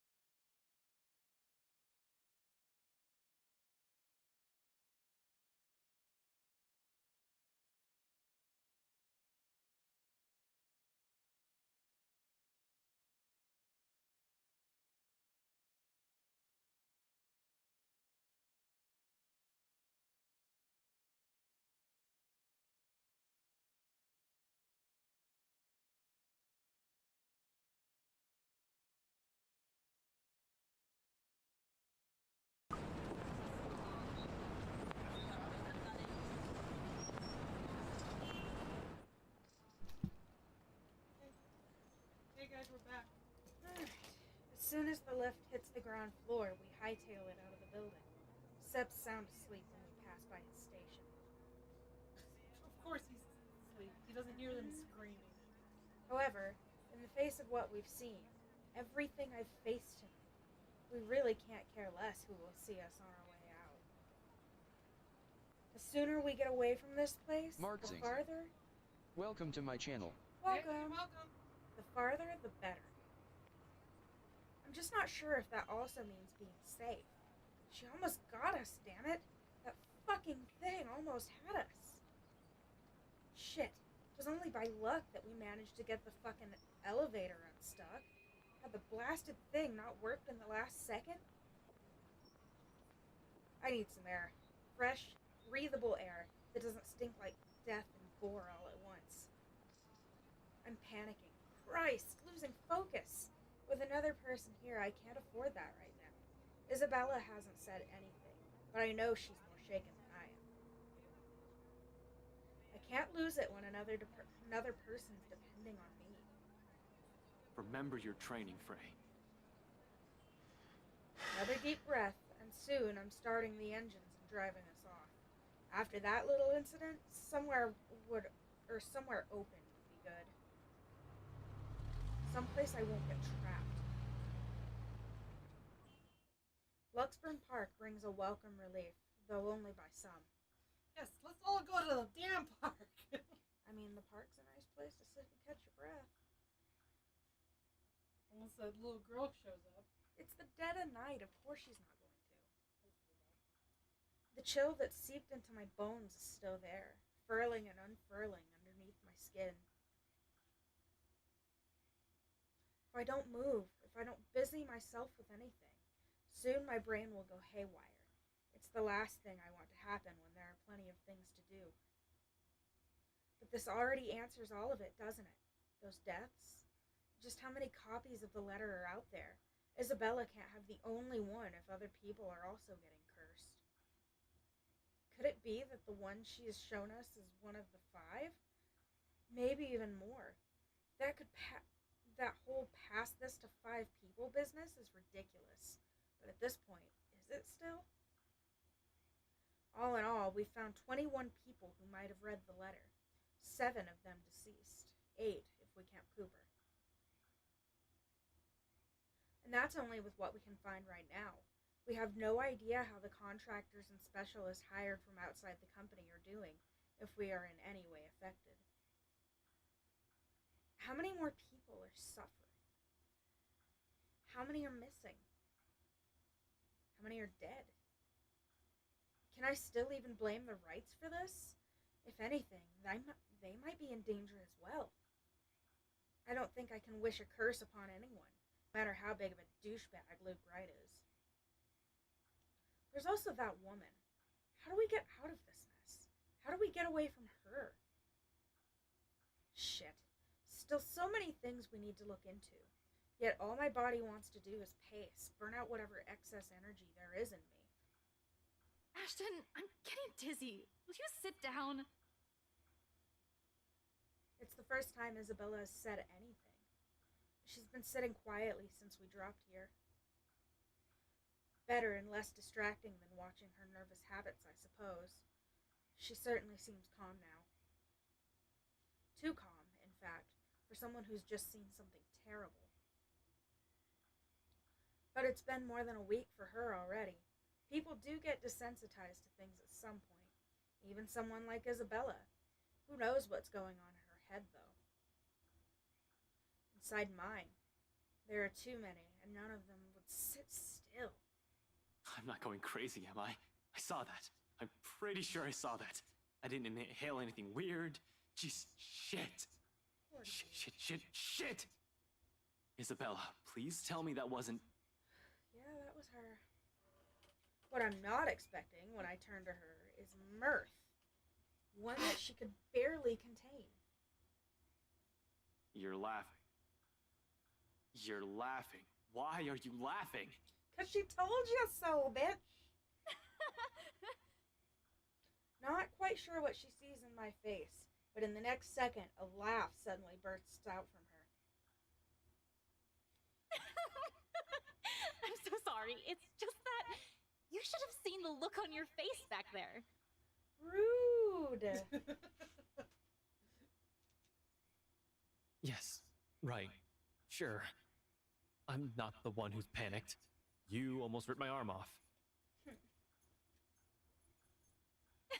Yeah, but Isabella, this isn't funny. We could have ended up dead. Well, they just jumped over that line. Yeah, they did. That woman almost got us. I know, I'm really sorry. But this is just too precious to miss. You really lost your shit for a moment there. You're trying to get back at me, aren't you? Just a little.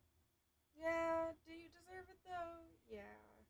Well, I'm not the one who kept calling someone scaredy cat for years. How does it feel?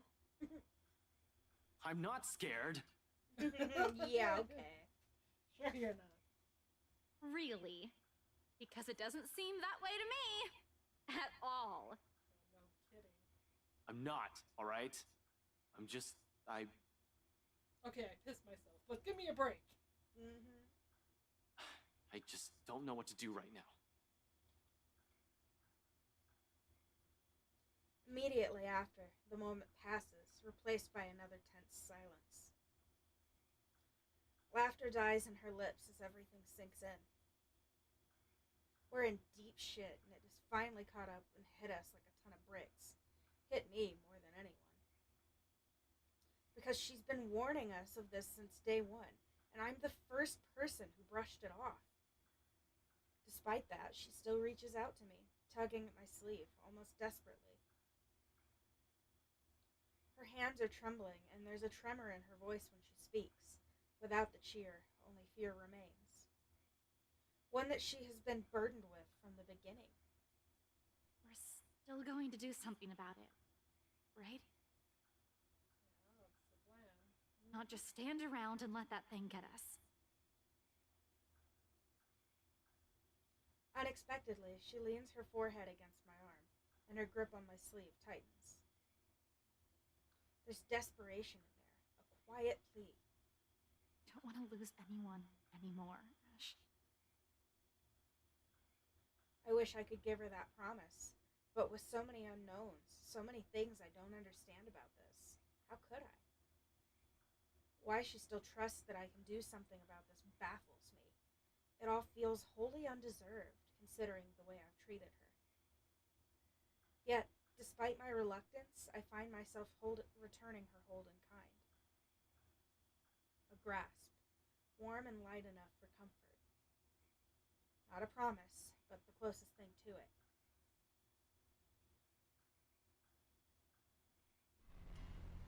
October 30th, Sunday. I can go ahead and continue. Darkness blurs the edges of my vision. Black tendrils twist and coil around my limbs. Soft footfalls echo from the far distance, scurrying, scampering, moving in an odd rhythm with the sharp, piercing notes of her laughter. A scream threatens to burst. My throat closes off. Ever so slowly, a chill seeps into every nerve in my body, washing away every sensation in me, apart from that one. There's only fear. Once again, her laughter echoes, a sound both bitter and unforgiving. It is the last thing I hear before she reaches for me. The ground trembles. The world slows to a stop. Oh, he stayed at her house. Yep. Didn't want to go home after that, I bet. Morning breaks in a blurry mess of vivid shapes and colors.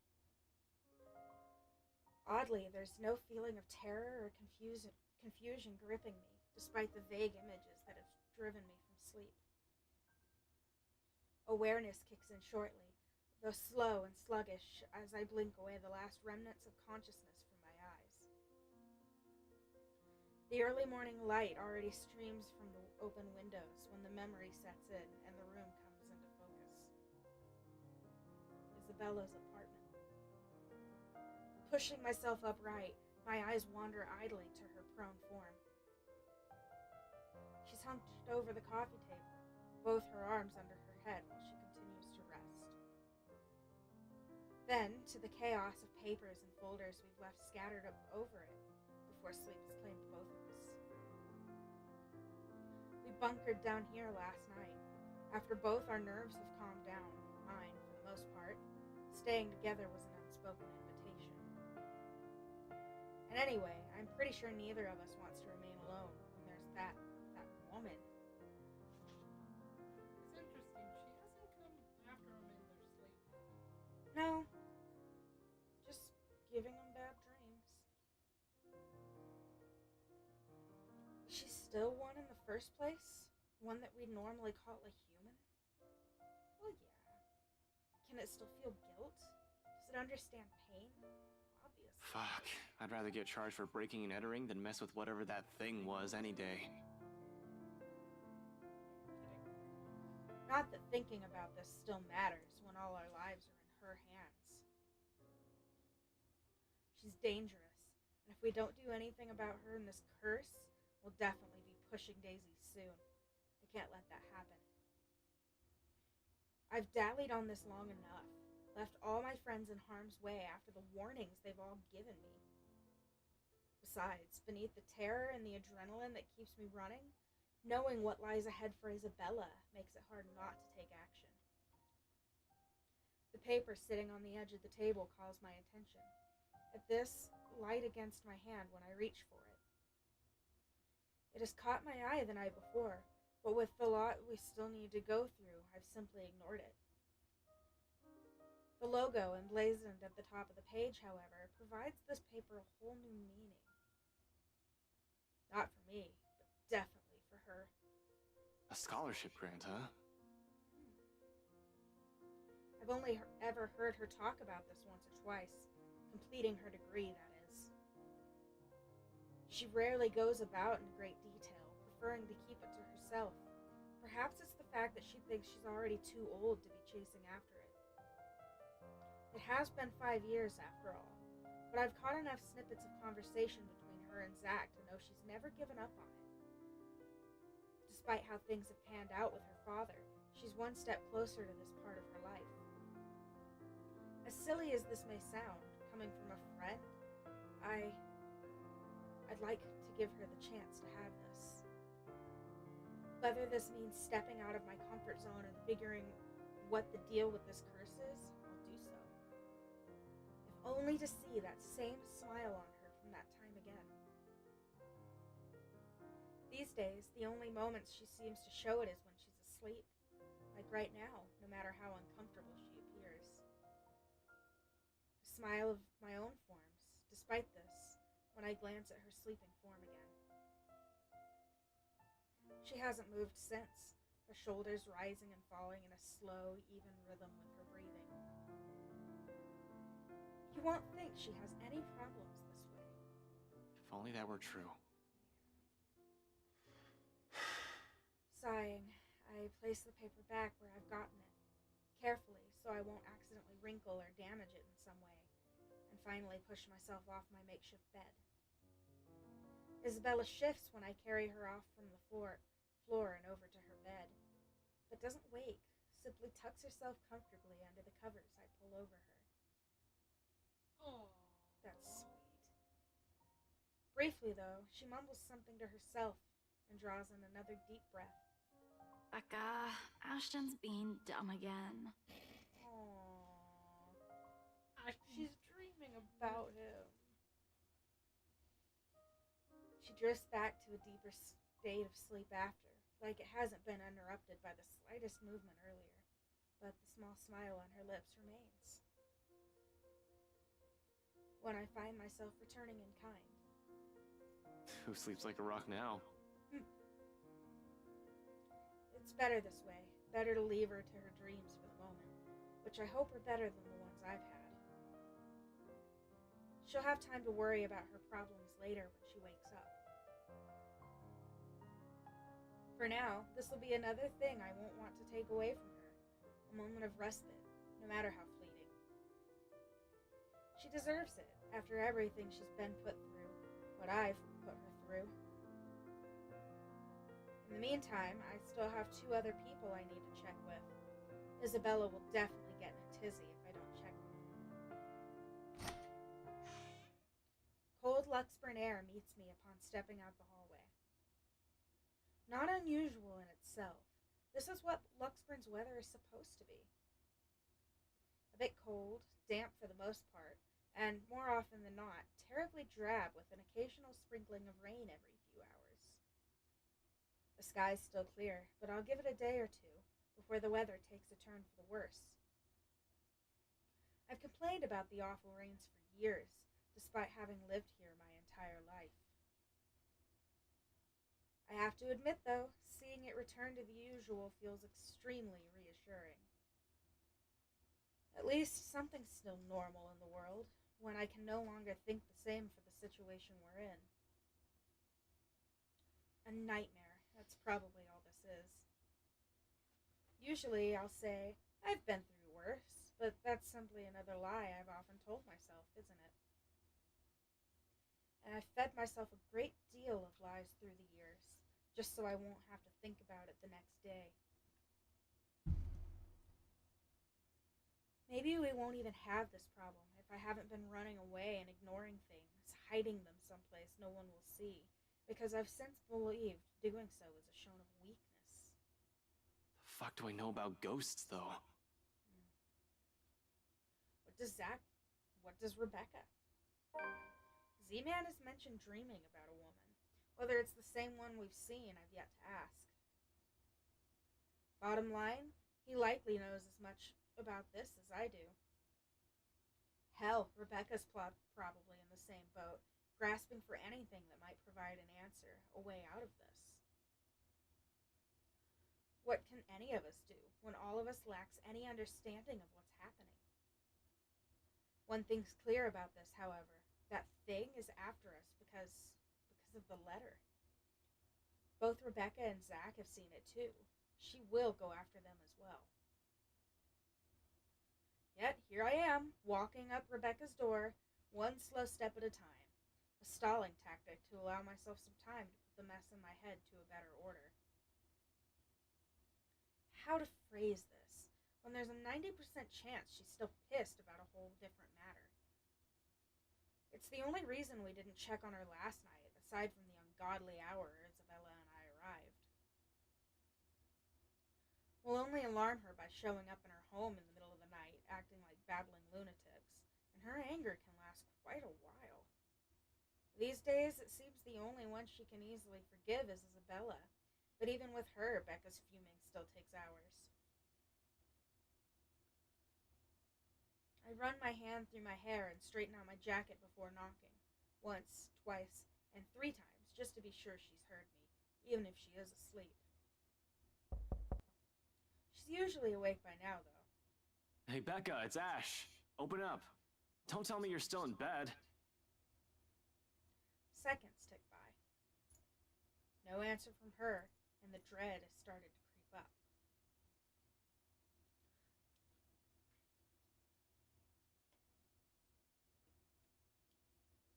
I've been trained to handle dire situations, but the feeling has been doing that quite frequently since last night. My mind begins to anticipate the worst, and in the next minute, concern is mixed with my thoughts, and I bang my fist on the door, louder this time. She'll definitely be livid, but I'd rather face her wrath than a dead body. Becca, it's Ash. There's something we need to talk about right away. Open up. I know you're... Your girlfriend left early this morning, pretty boy. Rude. So if you can do us a bloody favor and shut up, that'd be real fucking polite. There's no way to be like that. Just be like, my dude, she's gone. Later, let me sleep. My hand pauses short of landing another heavy knock. From the other unit, Rebecca's other neighbor peeks in through his door, though I see nothing but a bundle of blankets. I'll say they need help from being devoured by their sheets, but it sounds like he's just fine. He's a huge asshole, too. Course of action. So people like him won't ruin your day? Act like the nicest person on the planet. Has done me wonders when I was a rookie patrolling the streets. No need to match his temper. Oh, did she say where she was going? To her neighbor? Why would she say anything to her neighbor? Yeah, really. I don't know. She said something about meeting someone or something, in case Filipina girl over there asks. Well, what am I, her keeper? You know some people want to sleep in on a bloody Sunday, so keep it down. Chill, dude. Okay, Luke. You're not going to be able to go back to sleep if you work yourself up like that. Yeah, no shit. Just looking forward to this weekend. Thanks, you damn git. British insult, idiot. Yeah. Well, there's no need to be an ass about it. I'll get out of your...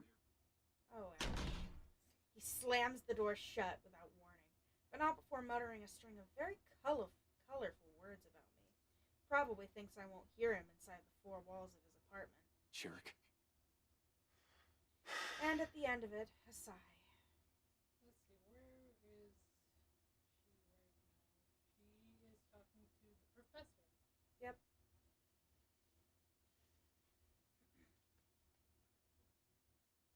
Unless she's in the library. Yeah, I don't remember. So, Rebecca's not here. I must have missed her by an hour or so.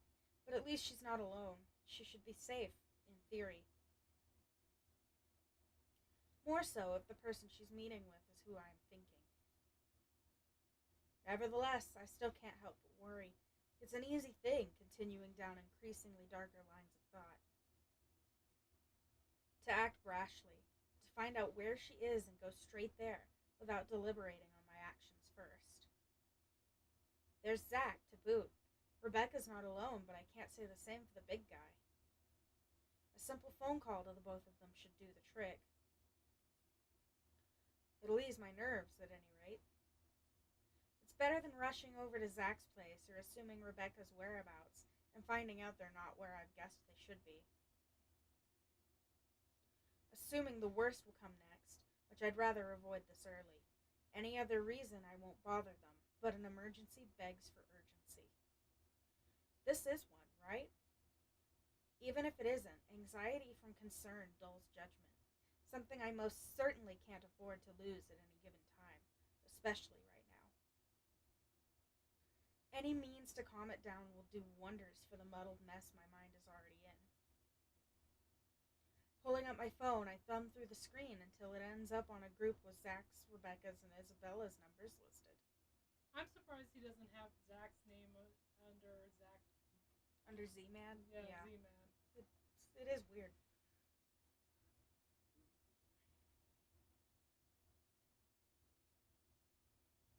Who the heck is that again? I don't know, but that default picture's kind of creepy. Yeah, no shit. That's why I was like, what the hell is that?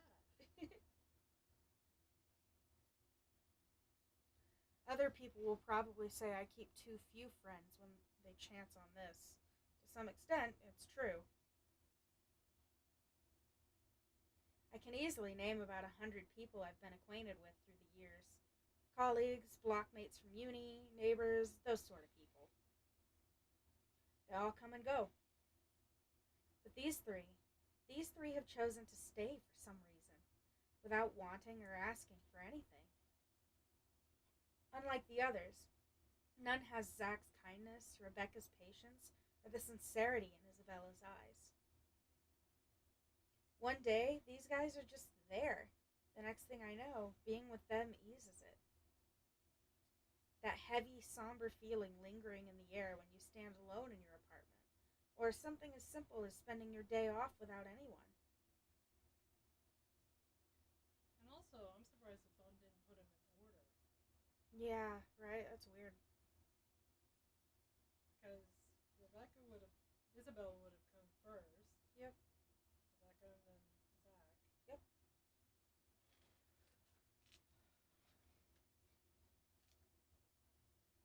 Too bad there's not a little heart thing right next to Isabella. Nah, he's not that cheesy. Can't. If she looks at my phone, she can't see that. Mm-hmm. I'll say it's loneliness, but this carries much more depth than that. If I can help it, I don't want to lose any of them to some stupid curse. A phone call may be the least comforting thing at the moment. Honestly, I prefer being in the same room with them right now, but I'll take what I can get. Becca first. She'll get angry at me for worrying about her. She isn't some helpless damsel in distress, after all. She isn't the shy little girl I knew when we were children. We're already far from the people we were back then, but that's more than enough reason to check in on her. I don't have to imagine her taking anything head on. She'll do it instead of asking for help when she needs it. I don't care if she gets mad at me, if only to know that she's fine. A ring, in the silence of the hallway. Its sound alone might as well be sharp enough to pierce through my ears. Another second passes. 2. 3. But when, on the ninth ring, it doesn't go straight to her... But when, on the ninth ring, it goes straight to her voicemail, a cold feeling instantly lodges in my stomach. Rebecca Gales here. You've reached my voicemail. Sorry if I can't get to you right now. Oh, and if this is Isabella, yes, you're free to reheat the food in my fridge. Otherwise, leave a message. That's sweet. Probably just busy, that's all. Though I can still barely manage to keep my voice even when I speak. Hey, Becca, call me back when you're free. We need to talk. ASAP. Becca will be alright. Is alright. She's safe. She's with someone else. In the event that woman shows up, she'll have someone with her. Someone she'll be able to ask for help. She's safe. She can handle herself. Becca might have a fiery temper, but she knows when she's faced with something she can't handle herself. Rebecca will see my missed call and she'll call me back. Though I don't express it enough, Rebecca is someone I consider important to me. She's been my friend for the longest. Anybody else would have been fed up with me and left. Tiny Rebecca. The girl stuck by me, no matter how big of a jerk I've been. There's Zach and Isabella now, too, of course. I'll always be thankful for having them around. The worst times before, however, Becca was there. No one believes it when I say it, but I've surely had my awful moments as a bratty kid and as a horrible teen. Issues. I have too many of them to count and refuse to deal with for a time. At least that's what Andrew likes to tell me. I tend to think nothing of it. It has mellowed down over the years, thanks to the professor mostly. But at times, I do wonder if it still burdens me the way it did all those years ago. After all, I was terrible, especially around the time of my parents' separation. Looking back at it now, I have no reason to direct all my frustration towards everyone else. While I wasn't a kid who lashed out at anyone, preferring to keep it to myself and turning those negative feelings into more productive things. I've grown distant from a lot of people because of it. From my old friends back in my old school and the neighbors I've hung out with before moving. A habit I've likely brought with me into adulthood. I was just so angry with everyone and everything. All I kept thinking about was myself, wondering why me?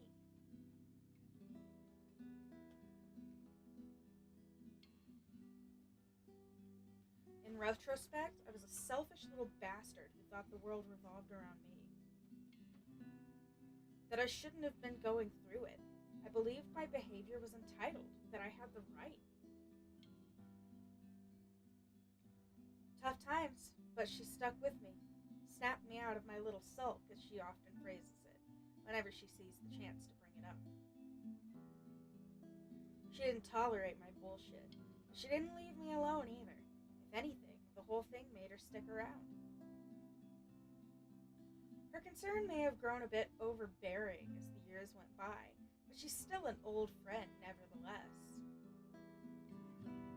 I owe her a lot. That won't change. Damn it. Where are you, Becca? I want to hold your hand. Another message left on her voicemail. Then on my third call, I hang up. For the time being, I can't do anything more than to wait for her to return my calls. Worrying aimlessly won't get me anywhere.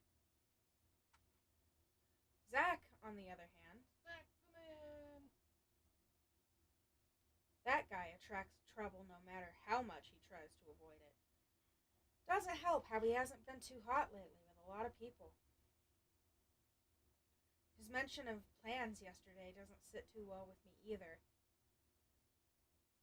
He might be the next responsible adult after Rebecca, out of the four of us, but I've still got to check on the big guy. Make sure he's doing okay at the very least, whatever he has planned on doing. All I'm asking is for it not to be idiotic. He's a sensible guy, I'm sure. However, desperation clings and pushes people to do things. Rational or irrational, it doesn't matter.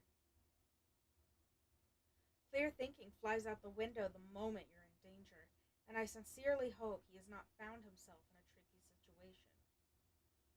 His phone doesn't even ring before he answers, or his voicemail. 00_Ava.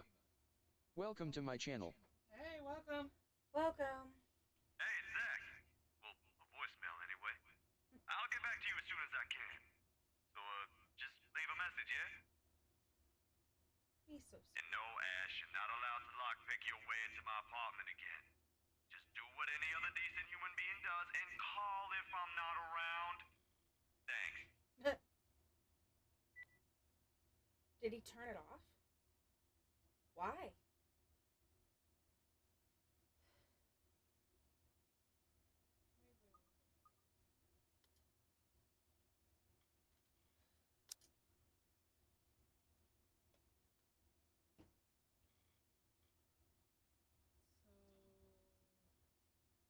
So he's at the park. No, it's the 30th. Is it? Mm-hmm. Let's see. So she's in the library. Mm-hmm.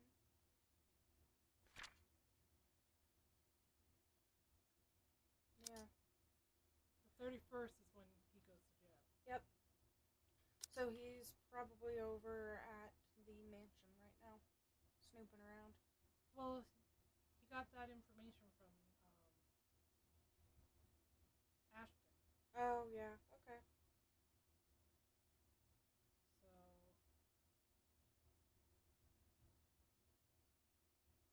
well, no, this is when he was snooping around. Mm-hmm. So when did Ashton get a hold of him? I don't know. Because this is when the butler kicks his ass. True, true. So let's see.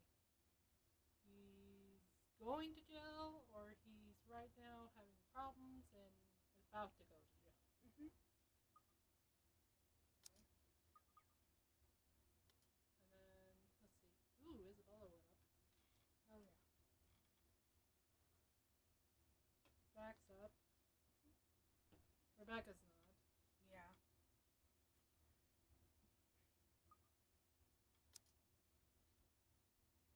Why? I don't want to assume the worst yet. Maybe he's forgotten to charge it? Can't be. The guy can be a bit of a Boy Scout, even more than I am as a cop. He's the type who has an extra battery or a power bank in his bag if he ever needs it. And he always does. He won't say anything or brag about it, but he's got quite a roster of VIP freelance clients. He won't just leave his phone dead in case he's on the field, particularly when people will likely be looking for him. He always leaves his connection open whenever clients or his friends need him. Zach is reliable like that. Why isn't anyone answering? Isabella, I'm gonna call you next. Yeah. 0_lonely_egirl. Welcome to my channel. Hey, Welcome. welcome. Even though I'm right next to your apartment. Mm-hmm. His mobile in an out-of-range area sounds more plausible, though the thought of it doesn't completely shake off the unease.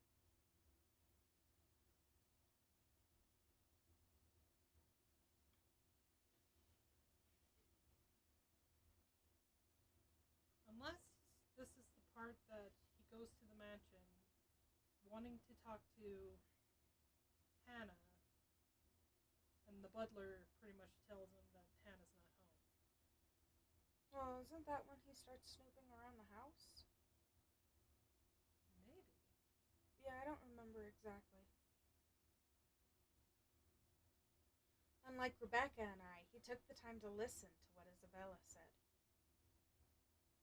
And even if he didn't believe it, he was definitely the first one to offer help or try to do something. If he ends up in trouble doing whatever it is, so help me, I'm going to... Well, I can't be rash. I'm aware of that. Been running the same reminder in my head since last night. But if something happens, I'm certain my reaction won't be pretty. Yo, Zach, call me back, alright? I wanted to check in and, yeah, just please call me back. It's usually a joke between us when I say he's the Watson to my Sherlock. I don't see him as some assistant to put aside until he's needed, like some people like to believe, though. He's not some pity friend I keep around to make myself look good. If anything, he's the one who stayed by me out of pity. Zach's the one who puts up with me most of the time, even when he doesn't need to. It's not a case of a cool cop who helped out a minority.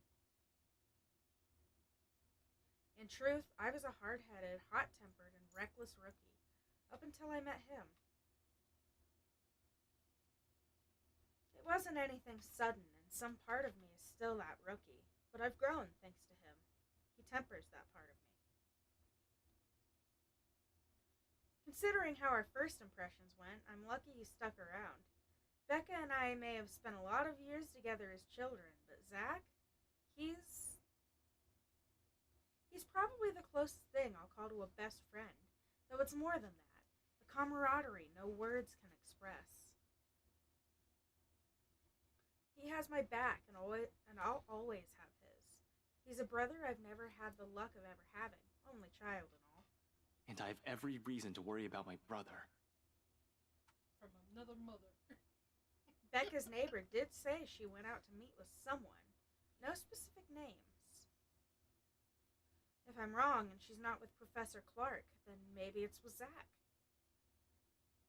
They've never been close, but it's not that kind of awkward friendship where meeting together remains out of the question.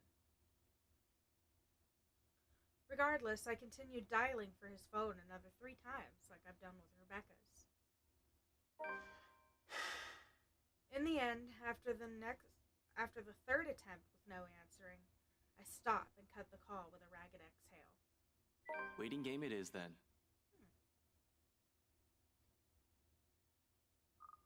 What did we learn?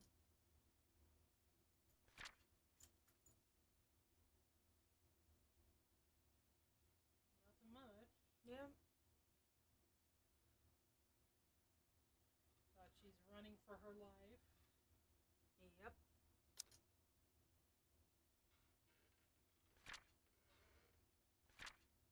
They run for their life.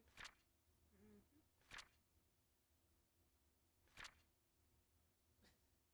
Elevator. Mm-hmm. Okay.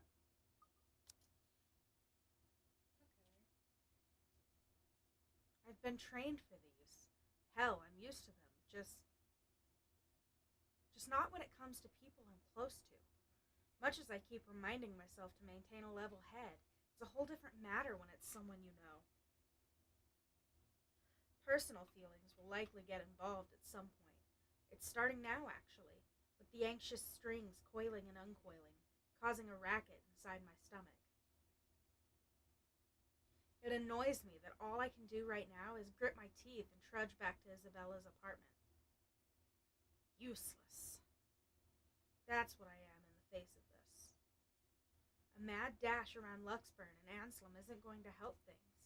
It's not like I'll simply stumble across them on the side of the road during a drive. The city's too big a place for one person to go searching for only two people. I'll be lucky if I even glimpse the hair of either of them. With one last frustrated glance towards the open skies, I slip back into Isabella's apartment and slam the door behind me. That's rude. She's trying to sleep. Jesus.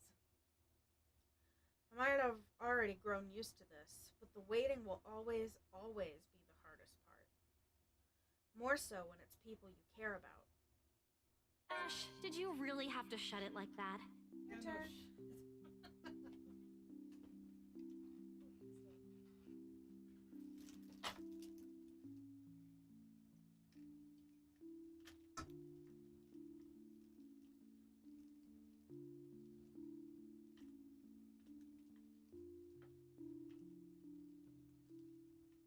This is not the first time I've seen Isabella like this. In her pajamas? Standing casually by her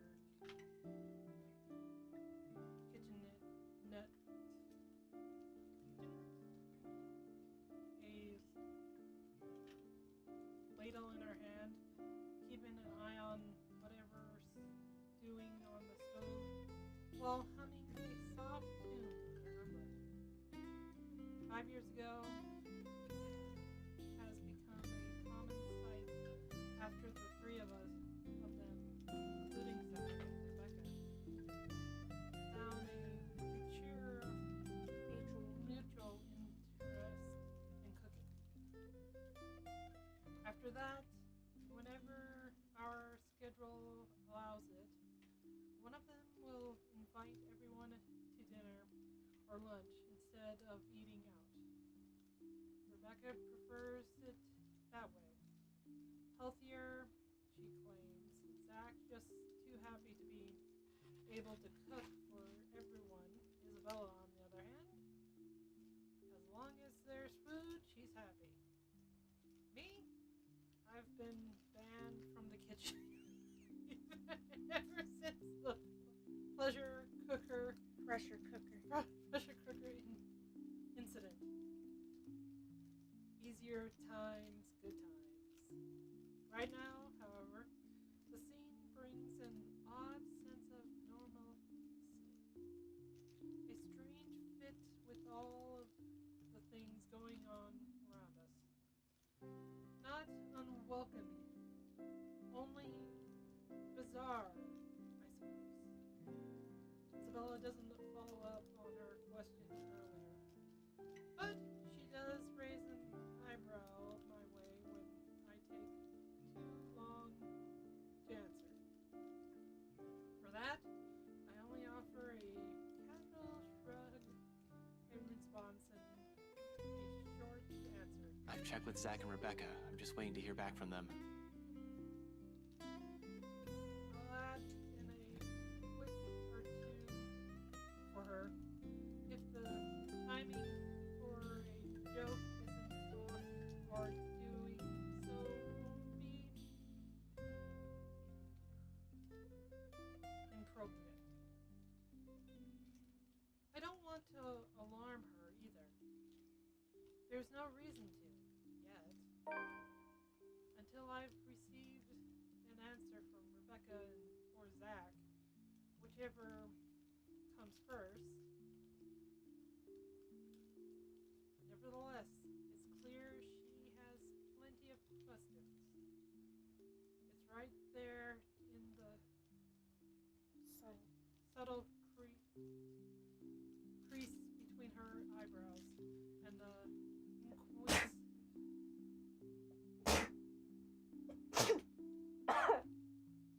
gleam in her eyes. You scared of the puppies? Oh, they can be scared. Sneezes happen.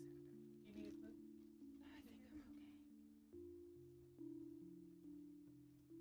Curious as she is, though she decides against voicing all of her questions out. Instead, she shifts her attention back to the stove and gestures vaguely with her hand in the couch direction. Well, if we're going to wait for them, don't stand around there.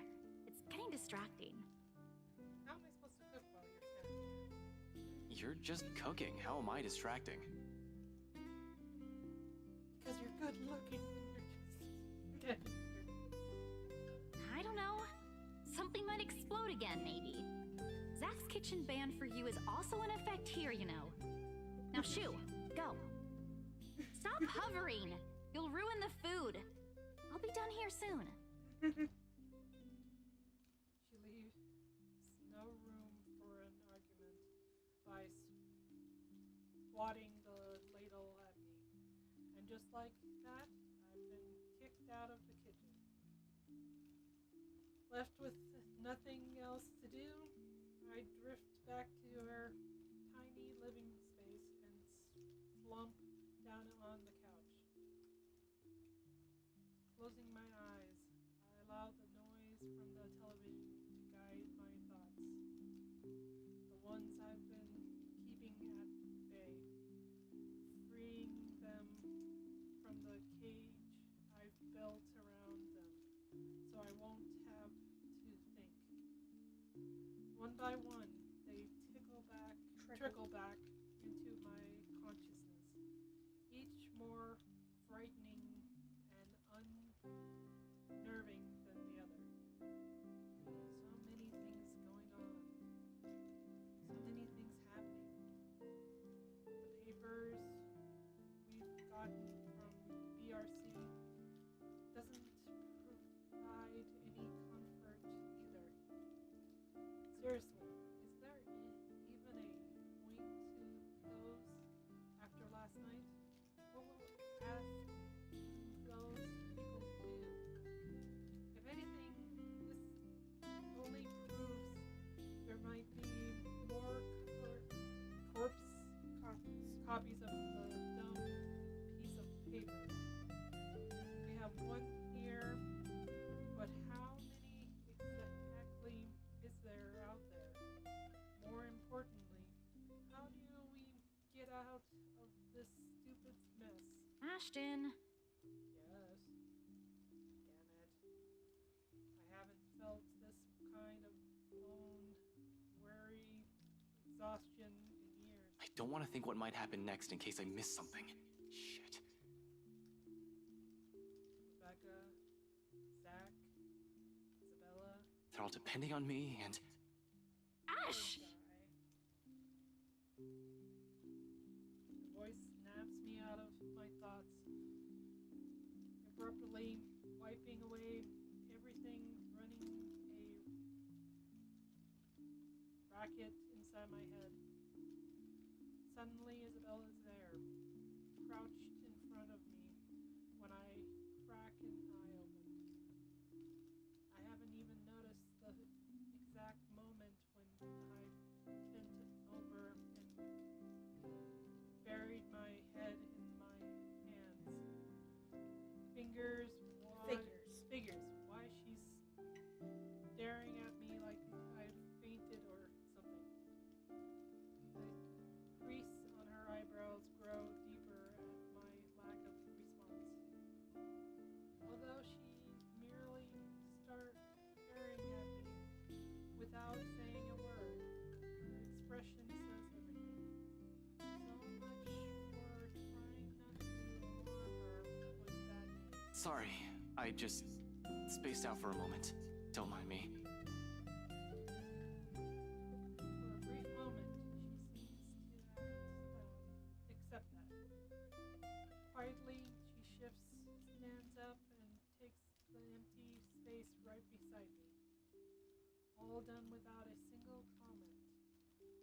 Then the next thing I know, she's gently pushing a bowl in my hand. What kind of food is it? I don't know. Looks good. The scent reaches me first before I've gotten the chance to take it, what she has just handed me. A faint, sweet smell of coca whiffs from the dish. Claiming comforting, despite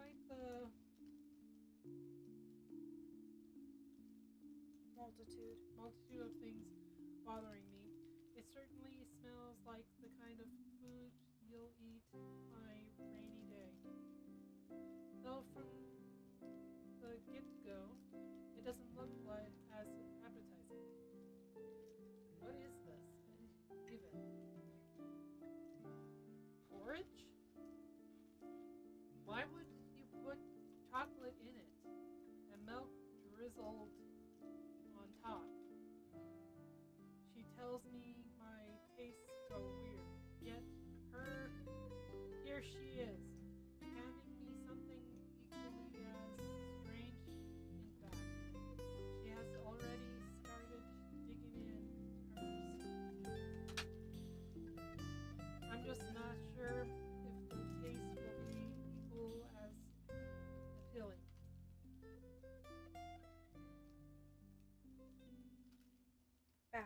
Baffled, I glanced her way. She offers no immediate answer, simply continues eating as if she hadn't done so in a week, with her focus solely on the television. She's not watching, however, just listening. As the background noise, the voice from it seems to cheerful, a welcome distraction, if anything. It only after she has finished off her half of the bowl does she acknowledge the question in my eyes. With a sigh, she cradles the dish on her lap and looks down at it. Briefly, her lips part, then closes. A hesitation, though I don't push her. There's a distant air on her, as if she has remembered something that warrants a poignant thought. When she speaks, at least it's in a tone too careful, like she's still weighing her words, considering the proper phrases for it. Yet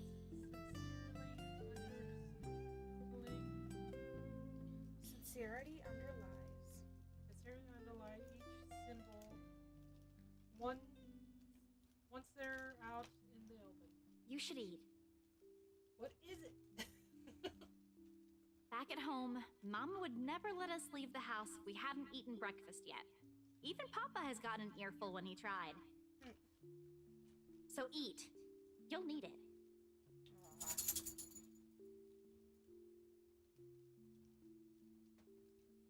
She returns to her food afterwards. Do you have to potty again? Can only stare at the one she has proffered not too few minutes ago. Warm against my hands, Ollie, tempting me to take a bite. Not that I don't appreciate this, but what good will this do? Zach and Rebecca's both out there. Who knows when that ghost will show up again? Even in our dreams, we're not safe. But that's it, isn't it? We don't know when. And at present, we have a chance at respite.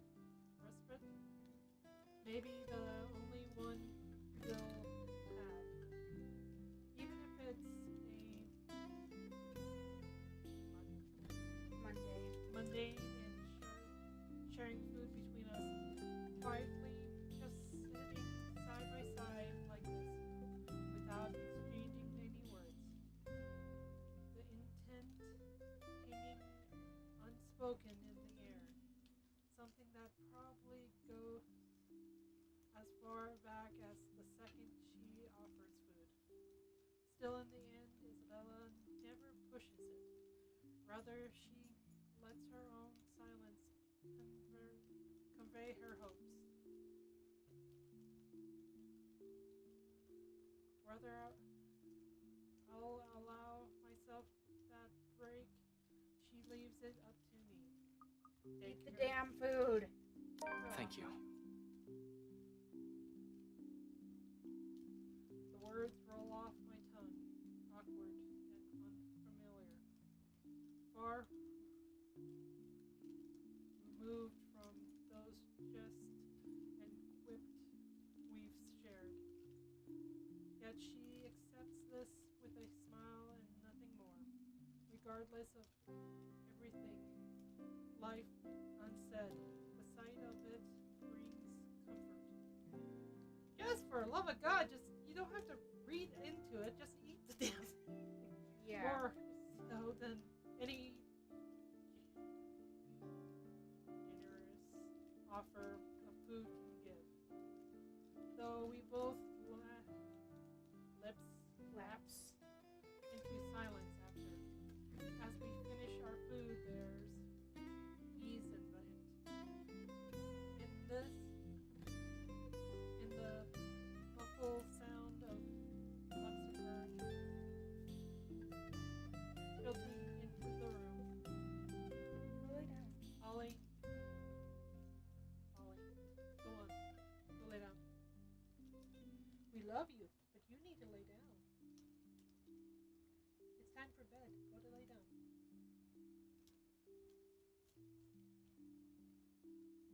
Go lay down.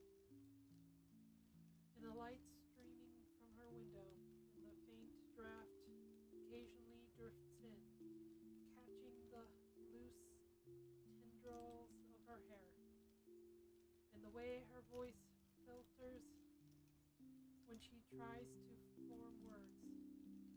And despite the horror looming over us, I find myself wishing for the moment to slow, for the second to last. But ultimately, she's the one who breaks it. Softly, after a minute pause, and words mumbled under her breath. Sometimes silence simply compels us to speak. I've been wondering, before last night, before Mama told me the news, what if Papa passes away, despite everything? That sort of thing. I know it's not good to think about, but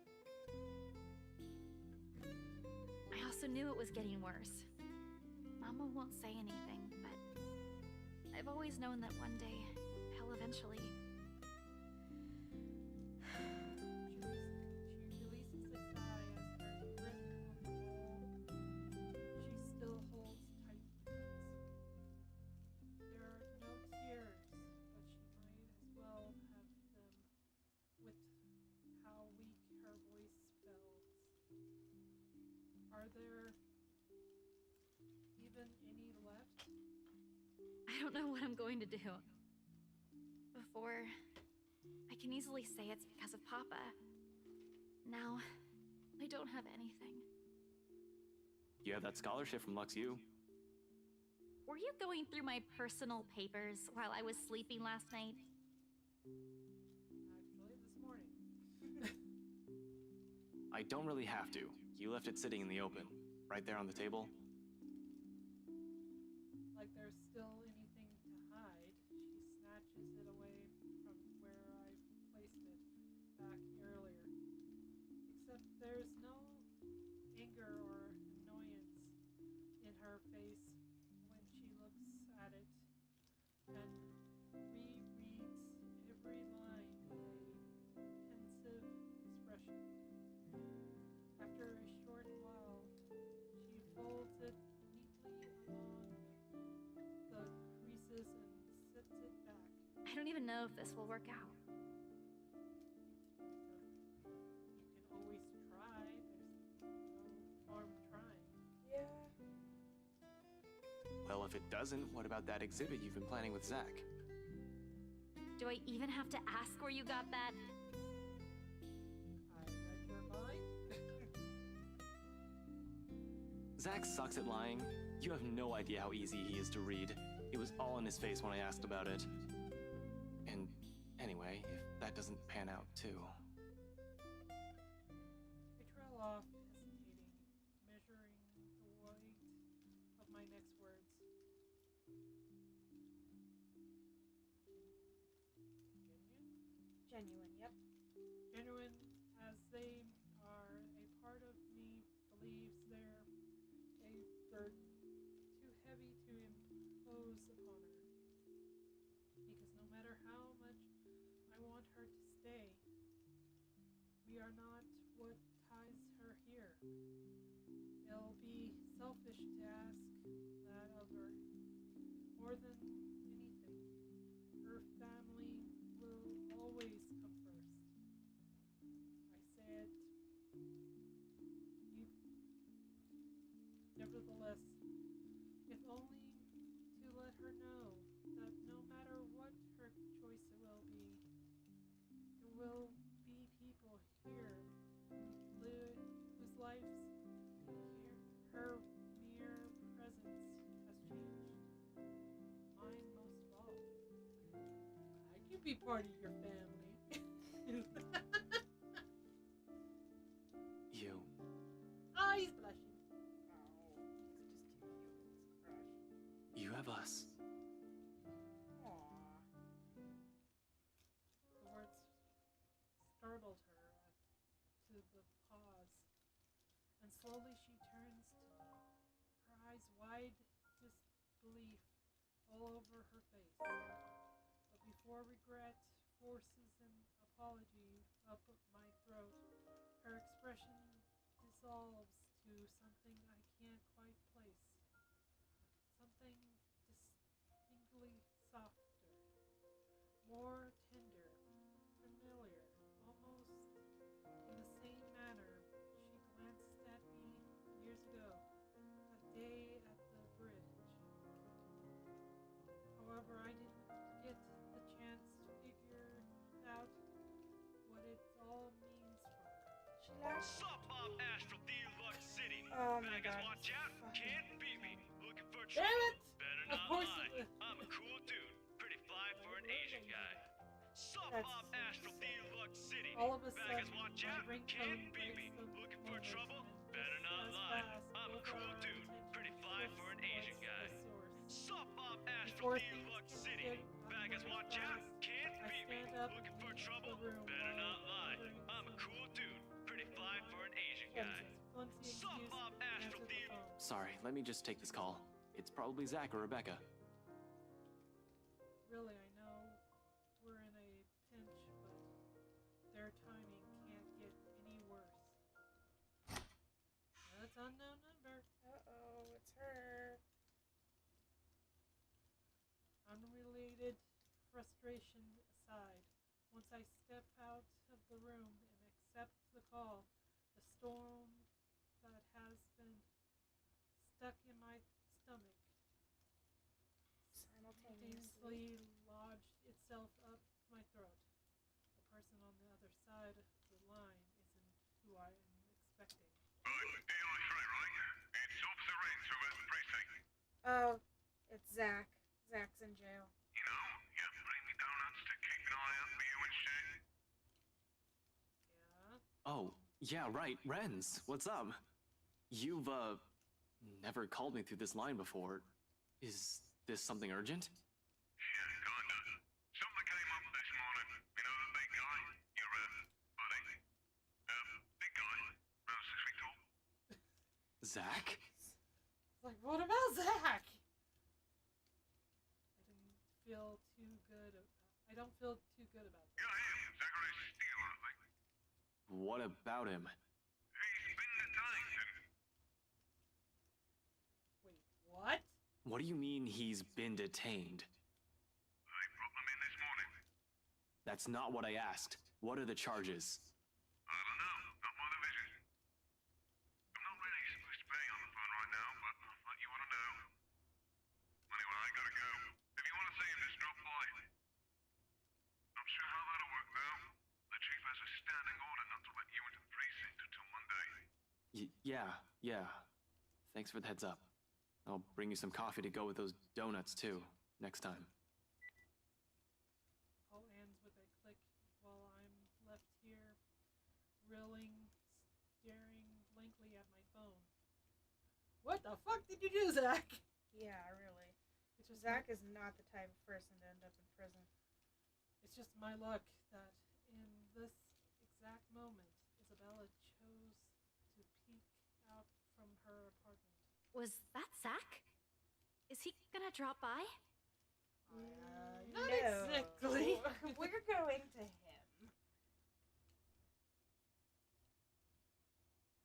I have no idea how I look right now, but it must be far from anything pleasant. The curious expression on Isabella's face quickly melts away as soon as she chases a closer glance at me. What's wrong, Ash? Zach's in prison! Well, not in prison. Jail. He's just in overnight detainment, I think. Zach did a naughty thing. Zach poked his nose where it shouldn't have been. Yeah. I'm left with no other choice then. I tell her exactly as Officer Risen have said, and the more I spill, the more grim her conscience becomes. Stay here. I'll go check on him. See what I can do. No, I'll go with you. Belle, I'm not going in there for a casual visit. Zach's in trouble and... I know, but he's not the kind of person who'd do something that'll land him in prison. There must be a mistake. Believe me, I'm on the same page as you, but... I want to see him, all right? And there's it again. The same sharp gleam that has been present in her eyes since yesterday. Little by little, I'm finding it difficult to say no to it. What other choice do I have, too? Still, no words on Rebecca and Zach. Isabella probably doesn't want to be the one who ends up waiting for the news. I know exactly how that feels. So in the end, a nod, the simplest response I can give. Just let me turn off everything. I'll be out in a few. Quickly, she disappears behind the door. I run for it! That would be so mean. From inside, the sound of her foot shuffling, a few locks clicking shut, and a television being turned off drifts out of the hallway. Her whole business inside takes only a few minutes, and within 5, we're both on our way to the LPD.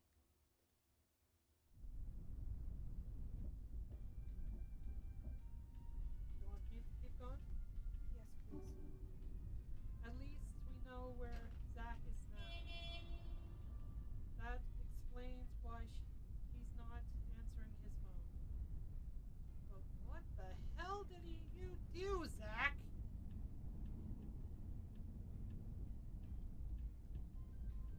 He said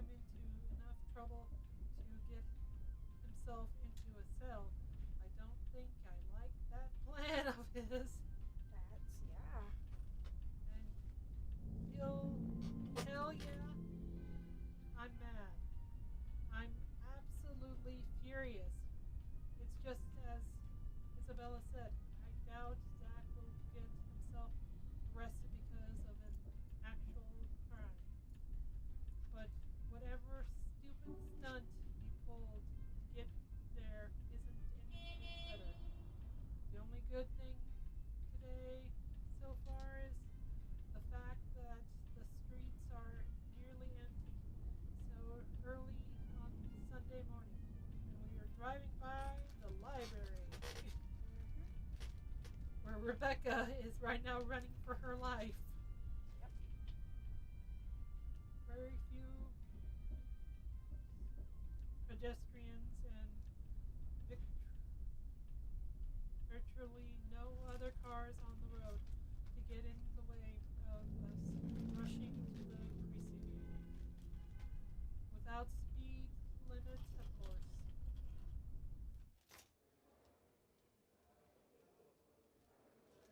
The whirlwind of activity welcomes us as soon as we waltz into LPD HQ. Fellow officers running here and there, pushing around paperwork, and answering calls. It's almost Halloween, and troublemakers are about. Calls about pranks gone wrong make up most of it this time of the year, along with the occasional altercation or missing dog. Some of other officers who work with me look up from their desk and wave, though none of them move to stop us like I'm expecting. Standing ordered my ass. I'm probably didn't last a whole day. It probably didn't last a whole day. Although I like to have a chat with them sooner or later about official matters, I'm not here for them right now. Because it never hurt to see what they have for me, and the best person to ask for details in this precinct is the guy behind the booking window. He glanced up at me once when I approached, then immediately returns to his task indifferent. Not that I need his full attention. As long as he tells I'm good. Next to me, Isabella stands wordlessly, clearly uncomfortable, waiting in anticipation from how close she's sticking to me. But that's probably because she's been in the same position so many times in her life. Her drunkard brother, the eldest, a repeat offender, mostly minor cases, but she had to be the one to bail him out every time from what I've gathered. I can't imagine what's going on inside her head now that it has happened to a close friend. Hearing the way these guys talk about him must be worse. Hey, I heard there's a new guy in the holding cells. Not many here know Zach, and if they seen him, they don't pay too much attention. I try to keep my work and personal life as far away from each other as I possibly can. Each one of them is quick to chat, gossip, but be the one to talk about the new dig team and have everyone's attention. News flies fast, huh? They just brought him in this morning. Any info on him? Got his ass handed by some rich bloke's bodyguard. Or butler. Whatever. When we got to the scene, he's already been strung up and ready for pickup. That doesn't surprise me. Hard to imagine how a guy like him could have been taken down. But the butler has this creepy air to him. I'd rather not ask. Feel sorry for the bloke. He could have fought back. That's because Zach wouldn't hurt a fly. Shut up, Isabella. Yeah, sorry, Isabella, that's no help. All said under her breath, but her grip on her bag Grows grows rigid. rigid unlike me, she's not frustrated at Zach. That very ire is directed at the person who put our friend in the precinct. Predicament. It's true though.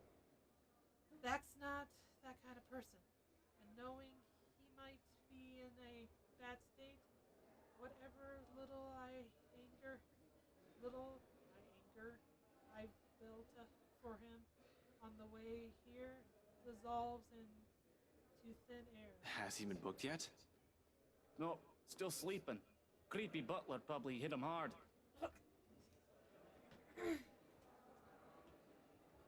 Which is a good thing. If they slip up and forget, we get him a writ of Habeas corpus. and take him out of there, depending on what he's actually being charged with. But at the same time, it's bad. How long is he going to be unconscious? Your friend was caught on right property, and you better believe I'm not happy about this. Not one bit. Ah, shit, it's him. Oh, my favorite cop. I want to say that there must be some sort of misunderstanding. Zach isn't the type of do such a thing unless it was his plan all along. In that case, I couldn't just charge blindly into this without all of the details, no matter how much I wanted to believe my friend's innocent and right. Luke, right? What on earth was Zach thinking? Hi! I love you! We're friends! I'm not here for business. Sorry. I'm just here to pick up my friend! Party on! By the way, congratulations on your wife being pregnant! I'm sorry it happened like that. Hopefully it's your child, not... No, I know it's Luke. They tested it. That's sad. Hopefully you're a good dad to Luke's son. Child. I'd leave her if I were him. Shit. No kidding. In any case, it doesn't look like Chief is having it. Even if I don't test and give him a salute.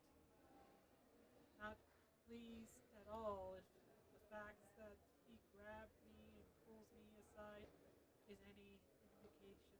What did I do?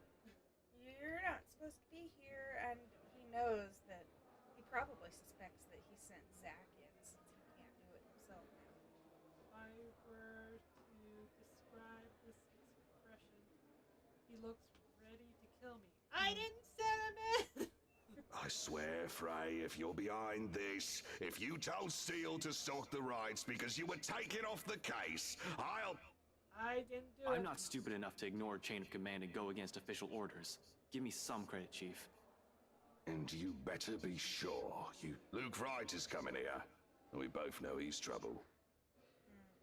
Yes, I'm sure you love the man. I'd consider your friend lucky if he only gets charges put against him. Maybe if we can make sure he's in a good mood, he won't escalate the situation. Hell, maybe we'll have a bloody miracle and Steele only gets a slap on the wrist, but... Lord knows it's unlikely with that man. Yeah, he doesn't like other men. You know him well, Chief. Hmm? An observation, not an accusation. But it might as well be with how things panned out from the night of the housewarming party to the morning that followed. His wife familiar? His wife's familiar with them too. Who's to say that friendships hasn't pulled the investigation into Luke Wright?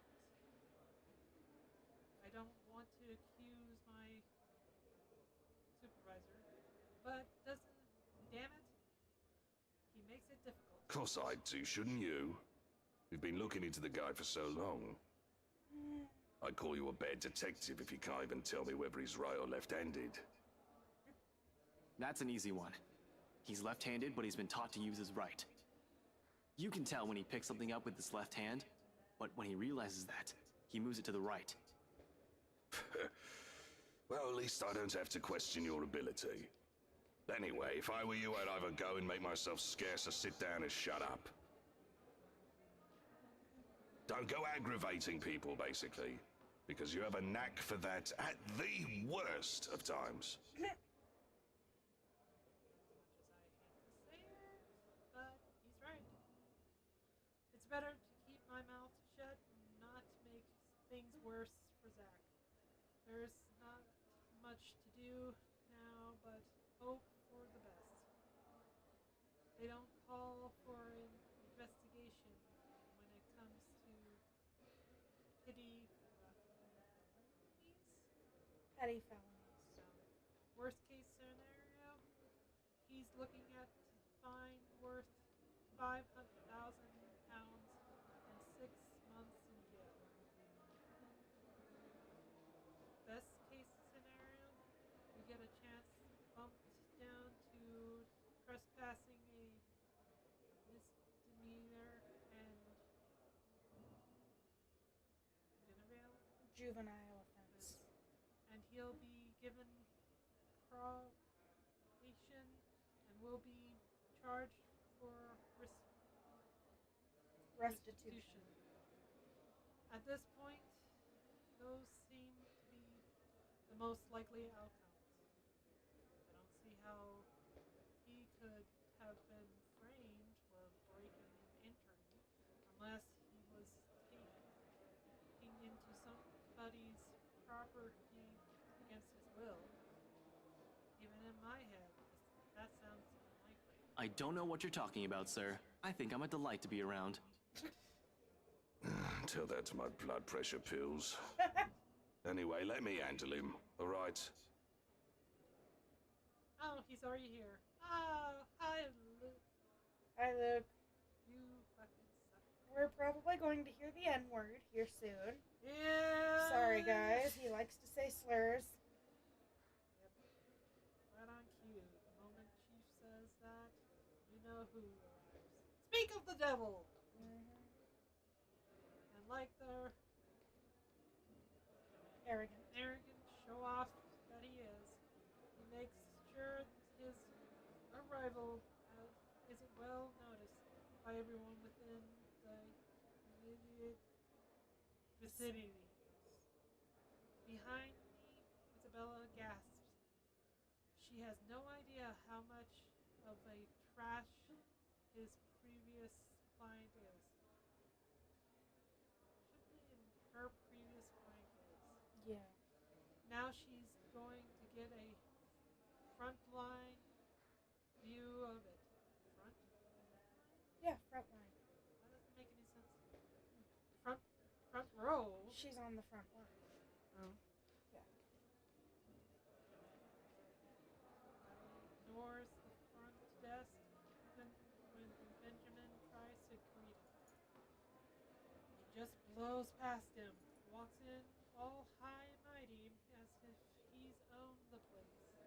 Meanwhile, the creepy butler of his trail behind like a trained dog on its leash. It doesn't help either that the other officers stop whatever it is they're doing and stare. Whether it's out of suspicion, curiosity, or by some of their starstruck looks. Yeah, he really doesn't deserve that. No, not really. They should quit it. Quit it. They should quit it. Get back to work and stop giving the man the attention he obviously seeks. I'm here to report a crime. Of course, why else would you be here? To visit a loved one. You've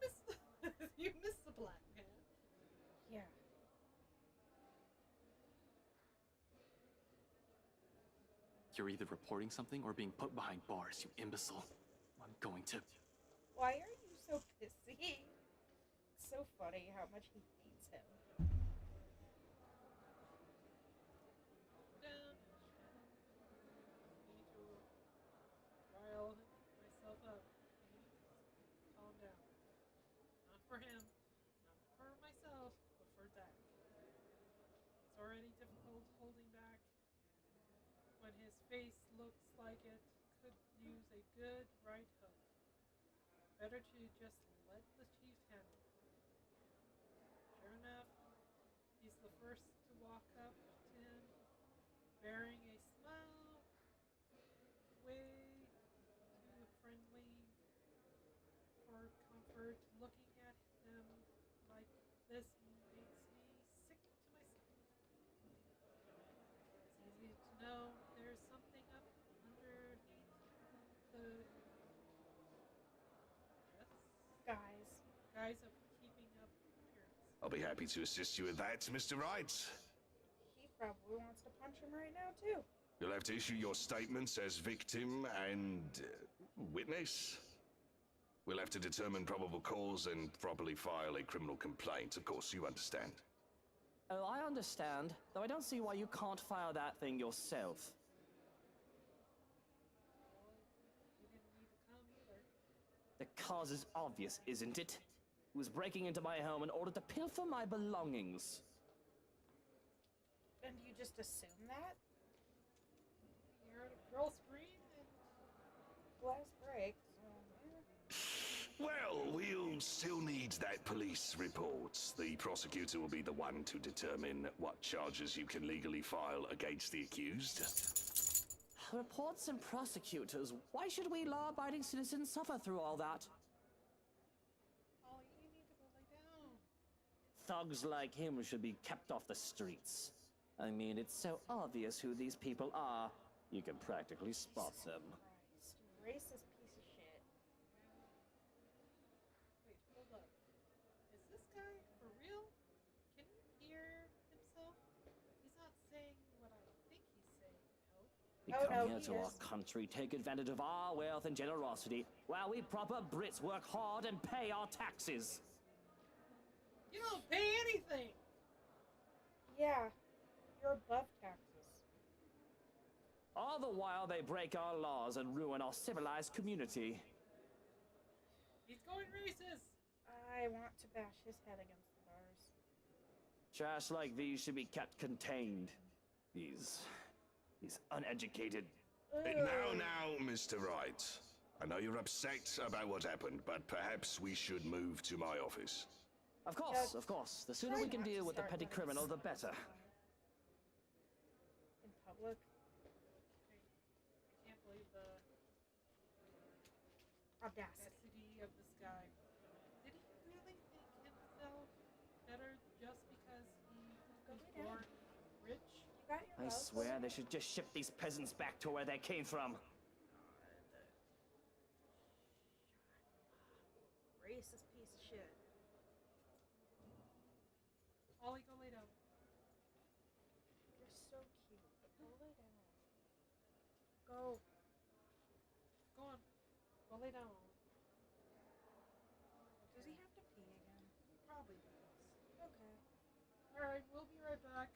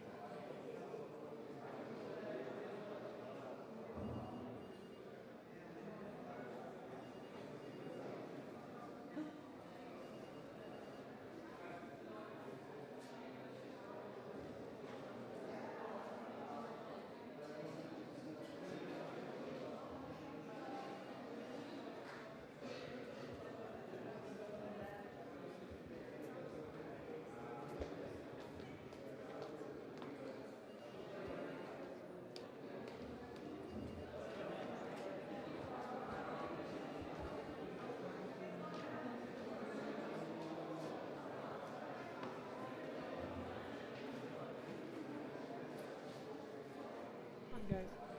Hey, everybody. So, we're actually going to close down the stream tonight because it's almost 5 o'clock our time. And that's usually when we close it down anyway.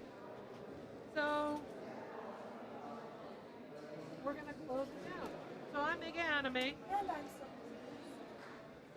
You guys stay creative, stay spooky, and we'll see you next time. The dogs say see ya too. yeah, I gotta pee. Yep. So, have a good night. Bye.